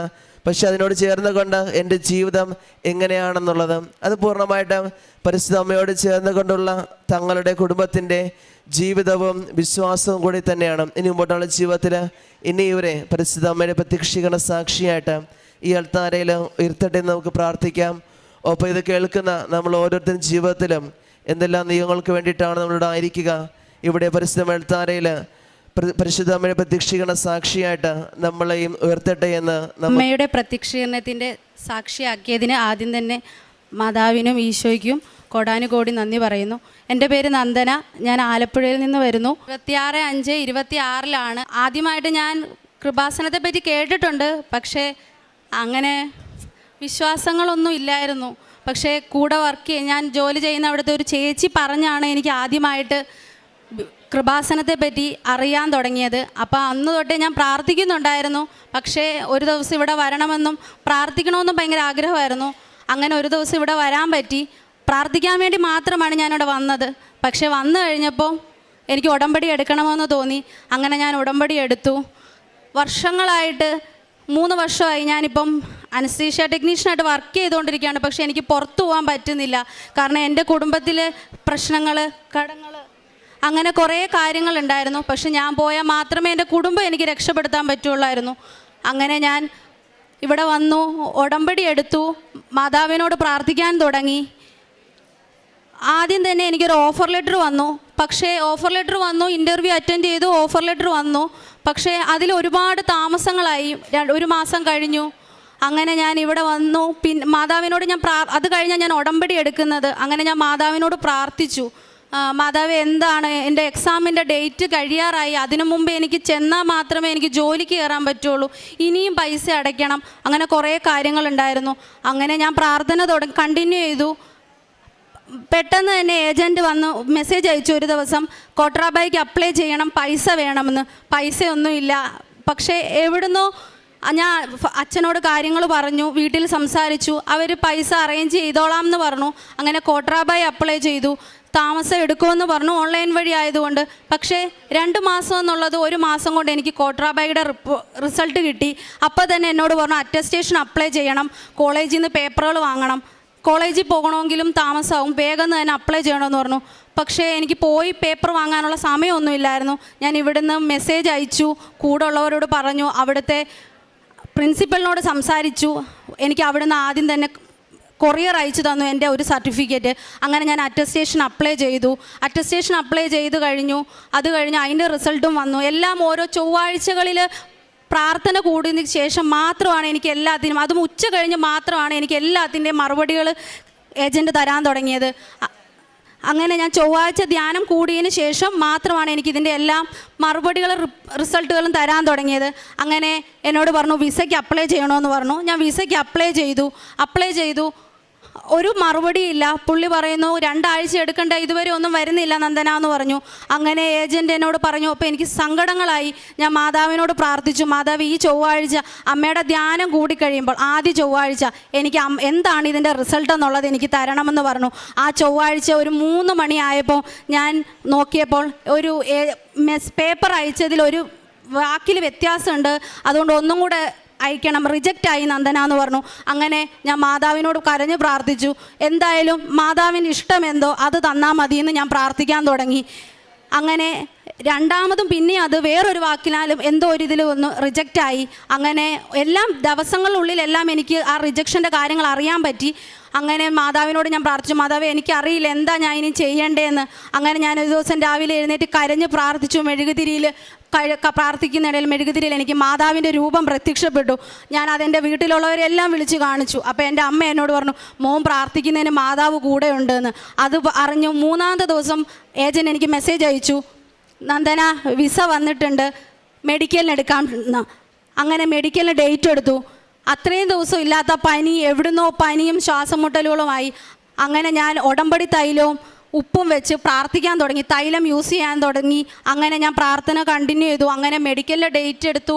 എറണാകുളത്ത് മെഡിക്കലിൽ പോകാൻ നേരം ഒട്ടും വയ്യ, ഞാൻ തളർന്നു പോയി, എനിക്ക് ഒട്ടും വയ്യ. ഓൾറെഡി എനിക്ക് ശ്വാസം മുട്ടലിൻ്റെ അസുഖമുണ്ട്. അപ്പം ഞാൻ അതിന് ഓൾറെഡി മാതാവിനോട് ഉടമ്പടി തൈലം വെച്ച് ഞാൻ പ്രാർത്ഥിക്കുന്നുണ്ടായിരുന്നു. അവിടെ ചെന്നപ്പോൾ വയ്യാതായി. മെഡിക്കലിന് കയറി, എക്സ്റേ എടുത്തപ്പോൾ എന്നോട് ആ കൂടെ നിന്ന് ആ സ്റ്റാഫ് പറഞ്ഞു, ഇങ്ങനെ ടെൻഷൻ അടിക്കൽ, എക്സ്റേയിൽ വേരിയേഷൻ വരും, റിജക്റ്റ് ആവുകയുള്ളൂ എന്ന്. അപ്പം അതിന് തലേദിവസം ഞാൻ ഡോക്ടറെ കണ്ട് മെഡിസിൻ വാങ്ങിച്ചു. അപ്പോൾ ഡോക്ടർ എന്നോട് പറഞ്ഞു, അവരോട് പറഞ്ഞു നോക്ക്, വിധി ഉണ്ടെങ്കിൽ കിട്ടുമെന്ന് പറഞ്ഞു. അതും കൂടെ ആയപ്പോൾ ഞാൻ ഒരുപാട് സങ്കടത്തിലായി. ഞാൻ മാതാവിനെ കരഞ്ഞ് പ്രാർത്ഥിച്ചു, കാശി രൂപം പ്രാർത്ഥിച്ചു, പ്രത്യക്ഷീകരണ പ്രാർത്ഥനയും പ്രാർത്ഥിച്ചാണ് ഞാൻ കാറിൽ പോയത്. അവിടെ ചെന്നു, മെഡിക്കൽ കഴിഞ്ഞു, ഉറപ്പായി മെഡിക്കൽ കിട്ടത്തില്ല എന്ന് ഞാൻ വീട്ടിൽ പറഞ്ഞു. ഞാൻ മാതാവിനോട് പ്രാർത്ഥിച്ചു, മാതാവേ എൻ്റെ മെറിറ്റിൽ ഇനി എനിക്ക് ഒന്നും കിട്ടത്തില്ല, അമ്മയുടെ കൃപയാൽ മാത്രമേ എനിക്കിനിയും മെഡിക്കൽ പാസ്സാവാൻ പറ്റുള്ളൂ എന്ന് ഞാൻ പറഞ്ഞു. അങ്ങനെ ഞാൻ ഉച്ച 2 മണിക്ക് വരാൻ പറഞ്ഞു. ഞാൻ അച്ഛനോട് പറഞ്ഞു, ഞാൻ വരുന്നില്ല, അച്ഛൻ പോയി റിസൾട്ട് വാങ്ങിച്ചോ, ഞാൻ തോറ്റു പോവും, എനിക്ക് ഉറപ്പാണ്. അപ്പോൾ എൻ്റെ അമ്മ പറഞ്ഞു, മോള് പേടിക്കണ്ട, മാതാവുണ്ടല്ലോ, മോളെ രക്ഷിക്കുമെന്ന് പറഞ്ഞു. 2 മണിക്ക് റിസൾട്ട് വാങ്ങാൻ ഞങ്ങൾ 1:30 കഴിഞ്ഞപ്പോൾ കയറി ചെന്നു. അച്ഛനും അമ്മയും അവർ പറഞ്ഞു ഫിറ്റായിന്ന്. എനിക്ക് മാതാവ് തന്നത്, അല്ലാതെ എൻ്റെ കൃപയാൽ എൻ്റെ മെറിറ്റിലല്ല എനിക്ക് ആ മെഡിക്കൽ ഫിറ്റായത്. കാരണം ഞാൻ അതുപോലെ വയ്യാതെ, വൈകുന്നേരമായപ്പോൾ ഞാൻ അത്രയും വയ്യാതായി, എൻ്റെ മുഖം മൊത്തം പാടുകൾ വന്നു, അതുപോലെ എനിക്ക് അസുഖങ്ങളായിപ്പോയി പെട്ടെന്ന്. പക്ഷേ എനിക്ക് ഉറപ്പായിരുന്നു മാതാവ് എന്നെ രക്ഷിക്കുമെന്നുള്ള ഒരു ഇതിൽ ഞാൻ പ്രാർത്ഥിച്ച് തന്നെ ആ കാറിനകത്തിരുന്നു. അന്ന് ഒരു ചൊവ്വാഴ്ചയായിരുന്നു. 11:30 അച്ഛൻ്റെ ധ്യാനം കൂടി. ഞാൻ ആ കാറിനകത്തിരുന്ന് ധ്യാനം കൂടി. എന്നിട്ടാണ് ഞാൻ റിസൾട്ട് വാങ്ങിക്കാൻ പോകുന്നത്. അങ്ങനെ മെഡിക്കലിൽ ഞാൻ ഫിറ്റായി. അന്ന് തന്നെ സ്റ്റാമ്പിങ്ങിന് അയക്കാൻ പറഞ്ഞു പുള്ളി, ഏജൻറ്റ് സ്റ്റാമ്പിങ്ങിന് അയക്കാൻ പറഞ്ഞു. ഞാൻ സ്റ്റാമ്പിങ്ങിന് അയച്ചു. ഈ ഞായറാഴ്ച 19-ാം തീയതി രാവിലെ 3 മണിക്ക് എനിക്ക് ടിക്കറ്റ് കിട്ടി. 3 മണിക്ക് അമ്മയോട് ഞാൻ കരഞ്ഞ് പ്രാർത്ഥിച്ചു, എനിക്കിത് തന്നാൽ ഞാൻ അമ്മ എൻ്റെ സാക്ഷ്യം ഞാനിവിടെ വന്ന് പറഞ്ഞേക്കാമെന്ന്. ഒരുപാട് വിശ്വാസമുള്ള വ്യക്തിയാണ്. പക്ഷേ 1 മാസം കൊണ്ട് ഉടമ്പടി എനിക്ക് കംപ്ലീറ്റ് ചെയ്യാൻ പറ്റിയില്ല. അതിനു മുമ്പ് തന്നെ എൻ്റെ ഏറ്റവും വലിയ ആഗ്രഹമാണ് അമ്മ എനിക്ക് സാധിച്ചു തന്നത്. അതിനെനിക്ക് അമ്മയോട് ഒരുപാട് നന്ദി പറയാനുണ്ട്. പിന്നെ അതുകൊണ്ട് തന്നെ ഞാനൊരു ഹോസ്പിറ്റലാണ് വർക്ക് ചെയ്യുന്നത്. അപ്പോൾ അതുകൊണ്ട് അവിടെ വരുന്ന പേഷ്യൻസിനൊക്കെ ഭയങ്കര സങ്കടങ്ങളാണ്. ഞാൻ അവരോട് പ്രാർത്ഥിച്ചിട്ടാണ് അവരോടൊക്കെ നിൽക്കാറ്. പത്രങ്ങൾ ഞാൻ എല്ലായിടത്തും വിതരണം ചെയ്യും. അതിലും വലിയ എൻ്റെ ഏറ്റവും വലിയ അതായിരുന്നു, മാതാവിനെ കാണണം, എല്ലാവർക്കും അനുഗ്രഹങ്ങൾ കിട്ടുന്നുണ്ടെന്ന് ഞാൻ കാണാറുണ്ട്. പക്ഷേ എനിക്ക് മാത്രം എന്താണ്, അന്നാണ് മാതാവ് എനിക്ക് മെഴുകുതിരിയിൽ അത്ഭുതം കാണിച്ചു തന്നത്. അതുകൊണ്ടൊക്കെ തന്നെ ഓരോ ധ്യാനം എടുക്കുമ്പോഴും അച്ഛൻ പറയാറുണ്ട്, മോർണിംഗ് ഡെയിലി ബ്രെഡ് കയറുമ്പോഴും അച്ഛൻ പറയും നാളെ സർട്ടിഫിക്കറ്റ് വെച്ച് പ്രാർത്ഥിക്കണമെന്ന്. ആ സർട്ടിഫിക്കറ്റ് വെച്ച് പ്രാർത്ഥിക്കുന്നതിൻ്റെ പിറ്റേ ദിവസമാണ് എനിക്ക് വിസയ്ക്ക് അപ്ലൈ ചെയ്യാനുള്ള അവസരങ്ങൾ കിട്ടിയത്. അങ്ങനെ ഒരുപാട് അനുഗ്രഹങ്ങൾ എനിക്ക് ഇനി എൻ്റെ കുറേ നിയോഗങ്ങൾ ഞാൻ എഴുതിയിട്ടുണ്ട്. പക്ഷേ എൻ്റെ ഏറ്റവും ആദ്യത്തെ നിയോഗവും ഇതായിരുന്നു. മാതാവ് അതെനിക്ക് സാധിച്ചു തന്നു. ഞാനിവിടെ വന്നു, ഇനി പുറത്തോട്ട് പോവുകയാണ്. ഇനി 1 വർഷം കഴിഞ്ഞ് എനിക്ക് വരാൻ പറ്റുള്ളൂ. അതുവരെയും ഞാൻ മാതാവിൻ്റെ കൂടെ തന്നെ ഈ ഉടമ്പടിയിൽ ജീവിക്കണമെന്നാണ് എൻ്റെ ഏറ്റവും വലിയ ആഗ്രഹവും. ഇത്രയും നല്ലൊരു നന്ദി തന്നതിന് ഞാൻ ആദ്യം തന്നെ മാതാവിനോട് നന്ദി പറയുവാണ്. ഞാൻ കുവൈറ്റിൽ അനസ്തീഷ്യ ടെക്നീഷ്യൻ എന്ന ജോലിയിൽ തന്നെയാണ് പോകുന്നത്. ഞാൻ വർക്ക് ചെയ്യുന്ന ജോലി തന്നെയാണ് എനിക്ക് അവിടെയും കിട്ടിയത്. പത്രം ഞാൻ പോകുന്ന വഴികളിൽ പത്രങ്ങളിലൊക്കെ കൊടുക്കുമായിരുന്നു. ചില കടകളിലൊക്കെ കയറുമ്പോൾ അവരോടൊക്കെ ഞാനിങ്ങനെ സംസാരിച്ച് പത്രങ്ങൾ കൊടുക്കാറുണ്ട്. അങ്ങനെ പിന്നെ ഈ ചില ഒരു പ്രാർത്ഥന ഹോസ്പിറ്റലായതുകൊണ്ട് എനിക്ക് അങ്ങനെ പുറത്ത് പോയി പ്രേക്ഷപ്രവർത്തനങ്ങൾ അങ്ങനെ ചെയ്യാൻ പറ്റില്ല. പക്ഷേ എന്നോട് പറയുന്നവരോടൊന്നും ഞാൻ അവരെ കൈവിടില്ല, എല്ലാ സഹായങ്ങളും ചെയ്യും. പിന്നെ ഈ കുഞ്ഞുങ്ങൾ വയ്യാന്നൊക്കെ കാണുമ്പോൾ അവർക്കൊക്കെ പൈസ അയച്ചു ഞാനിങ്ങനെ കൊടുക്കുമായിരുന്നു. പിന്നെ എൻ്റെ ഏറ്റവും വലിയ ആഗ്രഹമാണ് എനിക്ക് നല്ലൊരു ജോലി കിട്ടി എൻ്റെ കുടുംബത്തെ റെഡിയാക്കുന്നതിനൊപ്പം തന്നെ എനിക്കൊരു കുഞ്ഞിനെ പഠിപ്പിക്കണമെന്നുള്ളത് എൻ്റെ ഏറ്റവും വലിയ ആഗ്രഹമാണ്. മാതാവ് അനുഗ്രഹിച്ച ഞാനൊരു കുഞ്ഞിനെ അതിന് വേണ്ട ചിലവുകൾ നോക്കി പഠിപ്പിക്കും. ഞാൻ എല്ലാ ചൊവ്വാഴ്ചയിലും ധ്യാനം കൂടും. ഡെയിലി ബ്രെഡ് മുടങ്ങത്തേയില്ല. വൈകുന്നേരത്തെ അച്ഛൻ്റെ പ്രയർ സായാഹ്ന പ്രാർത്ഥന ഞാൻ കൂടും. അതുപോലെ തന്നെ എനിക്ക് വർഷങ്ങളായിട്ട് എൻ്റെ ബാക്കിൽ ഇങ്ങനെ പുറത്ത് കുറേ കുരുക്കൾ വന്നിട്ട് ഇങ്ങനെ ആഗ്നെ പോലെ മാറാതെ ഇങ്ങനെ കിടക്കുമായിരുന്നു. ഡോക്ടറെ ഇംഗ്ലീഷ് മരുന്ന്, ആയുർവേദ, ഹോമിയോ ഒക്കെ കഴിച്ചു, മാറുന്നില്ലായിരുന്നു. ഞാൻ ഉടമ്പടി തൈലം വെച്ച് പ്രത്യക്ഷീകരണ പ്രാർത്ഥന ചൊല്ലി വിശ്വാസ പ്രമാണം ചൊല്ലി ഞാൻ എന്നും അത് പുറത്ത് തേക്കുമായിരുന്നു. എൻ്റെ ആ പുറത്തെ പാടുകളും കുരുക്കളും എല്ലാം മാറി. ഒരു മരുന്നും ഇല്ലാതെ 3-4 ദിവസം കൊണ്ട് എൻ്റെ ആ പുറത്തെ ചൊറിച്ചിലും ആ കുരുക്കളും പാടുകളും എല്ലാം മാറി. ഒരുപാട് ഡോക്ടറുകളെ കണ്ടു, ഒരുപാട് കാശ് ഞാൻ ചിലവാക്കിയതാണ്. പക്ഷേ എൻ്റെ എല്ലാം ആ ഉടമ്പടി തൈലം തേച്ച് ഞാൻ ഡെയിലി പ്രാർത്ഥിച്ചു. അങ്ങനെ മാതാവിൻ്റെ ഒരുപാട് അനുഗ്രഹങ്ങൾ എനിക്ക് കിട്ടി. എല്ലാം തന്നെ ഈശോയ്ക്കും തിരുകുമാരനും ഒരു കോടാനുകോടി നന്ദി പറയുന്നു. ഇനി അങ്ങോട്ടും ഉടമ്പടിയിലൂടെ ജീവിക്കണമെന്നാണ് എൻ്റെ ഏറ്റവും വലിയ ആഗ്രഹവും. ഇനി അങ്ങോട്ടുള്ള ജീവിതവും അമ്മ മാതാവിനും കൂടെ ഒപ്പമായിരിക്കും. വാക്കുകൾ പോലും തളരുകയും ക്ഷീണിക്കുകയും ചെയ്തേക്കാം. ചെറുപ്പക്കാർ ശക്തിയേറ്റ് വീഴാം. എന്നാൽ ദൈവത്തിൽ ആശ്രയിക്കുന്നവർ വീണ്ടും ശക്തി പ്രാപിക്കും. അവർ കഴുകന്മാരെ പോലെ ചിറകടിച്ചുയരും. അവർ ഓടിയാലും ക്ഷീണിക്കുകയില്ല, നടന്നാൽ തളരുകയുമില്ല. യെശയ്യാ പ്രവാചകൻ്റെ പുസ്തകം 40-ാം അധ്യായം 30-31 വചനങ്ങളാണ്. മാനുഷിക ശക്തി പലപ്പോഴും പരിമിതമാണ്. എന്നാൽ ഉടമ്പടിയിൽ പരിമിതമായ മാനുഷിക ശക്തിയേക്കാളും നമ്മെ ഉയർത്തുന്നത് ആ ദൈവശക്തിയാണ്. ഉടമ്പടിയിൽ വിശ്വാസത്തോടെ നിബന്ധനകൾ പാലിച്ച് ജീവിതം മുന്നോട്ട് നയിക്കുമ്പോൾ നമുക്കൊരു പുതിയ ശക്തിയാണ് നമുക്ക് ലഭിക്കുന്നത്. ഒരു പുതിയ ജീവിതം, ആത്മീയതയിലേക്കുള്ള ഒരു ജീവിതം. ജീവിതത്തിൽ നിരാശയോ രോഗമോ ക്ഷീണമോ കുടുംബ പ്രശ്നങ്ങളോ പ്രതിസന്ധികളോ ഒക്കെ ഈ സാഹചര്യങ്ങളിലെല്ലാം പ്രത്യാശയോടെ വിശ്വാസത്തോടെ ഉടമ്പടിയിൽ നിലകൊള്ളുമ്പോൾ, ഈശോയും അമ്മയും നമ്മുടെ കൂടെ നിൽക്കുമ്പോൾ വചനം പറയുന്നത് യുവാക്കൾ പോലും തളരുകയും ക്ഷീണിക്കുകയും ചെയ്തേക്കാം. പക്ഷെങ്കിൽ ഉടമ്പടി മക്കളുടെ ജീവിതത്തിൽ അവർ ദൈവത്തിൽ ആശ്രയിക്കുമ്പോൾ അവർ വീണ്ടും ശക്തി പ്രാപിക്കുമെന്നാണ്. കഴുകന്മാരെ പോലെ ചിറകടിച്ചുയരുമെന്നാണ് വചനം പറയുന്നത്. അങ്ങനെയുള്ളൊരു വലിയ പ്രത്യക്ഷീകരണത്തിൻ്റെ സാക്ഷ്യമാണ് നന്ദന എന്ന മകൾ നമ്മളോട് സാക്ഷ്യപ്പെടുത്തിയത്. ആദ്യമൊക്കെ ഉടമ്പടിയെ പറ്റിയും കൃപാസനത്തെ പറ്റിയും ഒക്കെ കേട്ടിരുന്നെങ്കിലും പിന്നീട് സ്വന്തമായ ഒരു വിശ്വാസത്തോടെയാണ് കൃപാസനം അമ്മയുടെ സന്നിധിയിൽ വരികയും ഉടമ്പടി എടുക്കുകയും ചെയ്തത്. ഉടമ്പടി എടുത്ത് 1 മാസം തികയുന്നതിന് മുൻപ് തന്നെയാണ് നന്ദിനിക്കൊരു ജോലിയുടെ ആവശ്യമുണ്ടായിരുന്നു. വിദേശ രാജ്യത്ത് പോയി ഒരു ജോലി. അനസ്തേഷ്യൻ ടെക്നീഷ്യനായ ഈ മകള് അമ്മയോട് അതാണ് നിയോഗത്തിൽ സമർപ്പിച്ച് പ്രാർത്ഥിച്ചത്. സമയച്ചുരുക്കത്തിൻ്റെ അമ്മയാണ് കൃപാസനം അമ്മ. 3 മാസമാണ് ഒരു ഉടമ്പടി. ആദ്യത്തെ മാസം തന്നെ ഉടമ്പടി ഉടനടി പരിഹാരം എന്ന് പറഞ്ഞ പോലെ തന്നെയാണ് ഈ മകളുടെ ജീവിതത്തിൽ ഉടമ്പടി എടുത്ത ഉടനെ സമയ ചുരുക്കത്തിൻ്റെ അമ്മയുടെ ഇടപെടലിലൂടെ, കൃപാസനം അമ്മയുടെ മധ്യസ്ഥതയിലൂടെയാണ് ഈ മകൾക്ക് ഈ ജോലി ലഭിച്ചത്.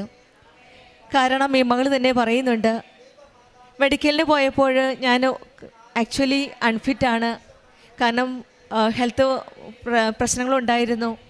പക്ഷേങ്കിൽ അവിടെയെല്ലാം നമുക്ക് മെറിറ്റ് ഇല്ലാത്തപ്പോഴെല്ലാം ദൈവത്തിൻ്റെ കൃപയാലാണ് നമുക്കവിടെയെല്ലാം അത് ഫേസ് ചെയ്യാൻ സാധിക്കുന്നത്.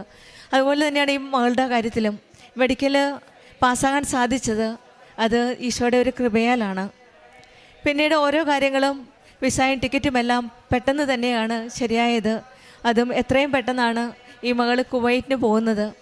അത് എൻ്റെ മെറിറ്റ് കൊണ്ടല്ല, ദൈവത്തിൻ്റെ കൃപയിലാണെന്നാണ് വീണ്ടും വീണ്ടും ഈ മകൾ സാക്ഷ്യപ്പെടുത്തുന്നത്. ഉടമ്പടി മക്കളുടെ ജീവിതത്തിൽ അമ്മയുടെ സാന്നിധ്യവും അമ്മയുടെ മധ്യസ്ഥയിലൂടെയാണ് ഈശോ നമ്മെ അനുഗ്രഹിക്കുന്നത്. ഈ മകൾക്കും അതുപോലെ തന്നെയാണ്. മകൾ പറഞ്ഞത് ഡെയിലി ബ്രെഡിൻ്റെ സമയത്ത് അച്ഛൻ ഓരോ പ്രാർത്ഥന പ്രാർത്ഥിക്കുമ്പോഴും സർട്ടിഫിക്കറ്റ് എല്ലാം എടുത്തു വെച്ച് ഞാൻ എന്നും പ്രാർത്ഥിക്കുമായിരുന്നു എന്നാണ്. എല്ലാ ദിവസവും ഡെയിലി ബ്രെഡും അച്ഛൻ്റെ ധ്യാനവും എല്ലാം വിശ്വാസത്തോടെ നിബന്ധനകൾ പാലിച്ച്, അതുകൊണ്ട് തന്നെ ആവാം 3 മാസം തികഞ്ഞതിന് മുമ്പ് തന്നെ 1 മാസത്തിനുള്ളിൽ ഈ മകൾക്ക് നന്ദനയ്ക്ക് അതിനുള്ള ഒരു ആത്മീയ ആസ്തി കിട്ടിയത്, ഒരു അനുഗ്രഹം കിട്ടിയത്. ഉടമ്പടിയിൽ ചിലപ്പോൾ നമ്മൾ 3 വർഷമായിരിക്കും ചിലവാക്കുന്നത്, പക്ഷേങ്കിൽ നിബന്ധനകൾ പാലിച്ചില്ലായിരിക്കാം. പക്ഷേ നന്ദന ഉടമ്പടിയിൽ വന്നപ്പോൾ തന്നെ ഉടമ്പടി നിബന്ധനകൾ പാലിച്ച് ഡെയിലി ബ്രെഡും ധ്യാനവും പ്രാർത്ഥനകളും എല്ലാം ചെയ്തുകൊണ്ട് തന്നെയാവാം എത്രയും പെട്ടെന്ന് തന്നെ ഉടമ്പടി അമ്മ, പരിശുദ്ധ അമ്മയുടെ മധ്യസ്ഥയിലൂടെ ഈ മകൾക്ക് കിട്ടിയ അനുഗ്രഹമാണ് മകൾ സാക്ഷ്യപ്പെടുത്തുന്നത്. അമ്മയുടെ പ്രത്യക്ഷീകരണത്തിൻ്റെ സാക്ഷിയായിട്ട് ഇന്ന് അമ്മയ്ക്ക് നന്ദി പറഞ്ഞുകൊണ്ടാണ് ഈ മകൾ ഇന്ന് അമ്മയ്ക്ക് നന്ദി പറഞ്ഞ ശേഷം കുവൈറ്റിന് പോകുന്നത്. നമ്മുടെ ജീവിതത്തിലും ഉടമ്പടിയിലായിരിക്കുമ്പോൾ, മനുഷ്യശക്തി തളരുമ്പോൾ ദൈവശക്തി നമുക്ക് ഉറപ്പ് നൽകും. ഉടമ്പടിയിൽ ആ വിശ്വാസത്തോടെ നമ്മുടെ ഉടമ്പടി ജീവിതം കൂടുതൽ ആത്മാർത്ഥതയോടെ വിശ്വസ്തയോടെ മുന്നോട്ട് നയിക്കുവാനുള്ള കൃപയ്ക്കായി നമുക്ക് പ്രാർത്ഥിക്കാം. നന്ദനയ്ക്കും കുടുംബത്തിൽ ലഭിച്ച എല്ലാ അനുഗ്രഹങ്ങൾക്കും, പ്രത്യേകിച്ചും എല്ലാ ഈ ജോലി കിട്ടിയതും പിന്നെ മറ്റുള്ളവരെ സഹായിക്കാനുള്ള ആ സന്മനസ്സിനെല്ലാം. പേര് ഗൗരി, ഞാൻ കൊല്ലത്തു നിന്നാണ് വരുന്നത്. ഞാനൊരു നോൺ ക്രിസ്ത്യനാണ്. എൻ്റെ അമ്മയാണ്. ഞാൻ അവിടെ ജൂലൈ 13-ാം തീയതിയാണ് ഇവിടെ വന്ന് ഉടമ്പടി എടുത്തത്, 2025. ആദ്യമായിട്ട് എൻ്റെ അമ്മയാണ് ഇവിടെ വന്ന് ഉടമ്പടി എടുത്തത്. അമ്മ 6 നിയോഗം എഴുതിയതിൽ അവസാനത്തെ നിയോഗമായിട്ട് എനിക്ക് വിദേശത്തൊരു ജോലിയാണ് അമ്മ നിയോഗമായിട്ട് എഴുതിയിരുന്നത്. അതിൻ്റെ ഭാഗമായിട്ടായിരിക്കണം ഞാൻ ട്രിവാൻഡ്രത്ത് ഒരു കൺസ്ട്രക്ഷൻ കമ്പനിയിൽ അക്കൗണ്ട്സ് എക്സിക്യൂട്ടീവായിട്ട് വർക്ക് ചെയ്യുമായിരുന്നു. അവിടുത്തെ എൻ്റെ ഒരു കൊളീഗ് വഴി ഞാൻ കൃപാസനത്തിൽ അവൾ ഉടമ്പടി എടുക്കാൻ വന്നു. അതിനുശേഷം ഒരു 2-3 ദിവസത്തിന് ശേഷം ഞാനും ഇവിടെ വന്ന് ഉടമ്പടി എടുത്തു. ഞാനും ദുബായിൽ പോകണം എന്ന ആഗ്രഹം പറഞ്ഞ് നിയോഗം വെച്ച് പ്രാർത്ഥിച്ചു. അങ്ങനെ ഞാൻ ജാനുവരി 14-ന് ദുബായിൽ പോയി. അവിടെ ചെന്ന് ജോലിക്കായിട്ട് അപ്ലൈ ചെയ്തു. ഇൻ്റർവ്യൂ കോൾസൊക്കെ വന്ന് തുടങ്ങുന്നേ ഉണ്ടായിരുന്നുള്ളൂ. അപ്പോഴേക്കും പെരുന്നാളിൻ്റെ സമയമായത് കാരണം റിക്രൂട്ട്മെൻറ്റ്സ് ഒന്നും ഉണ്ടായിരുന്നില്ല. ഹാഫ് ഡേ വർക്കിംഗ് ഒക്കെ ഉണ്ടായിരുന്നുള്ളൂ.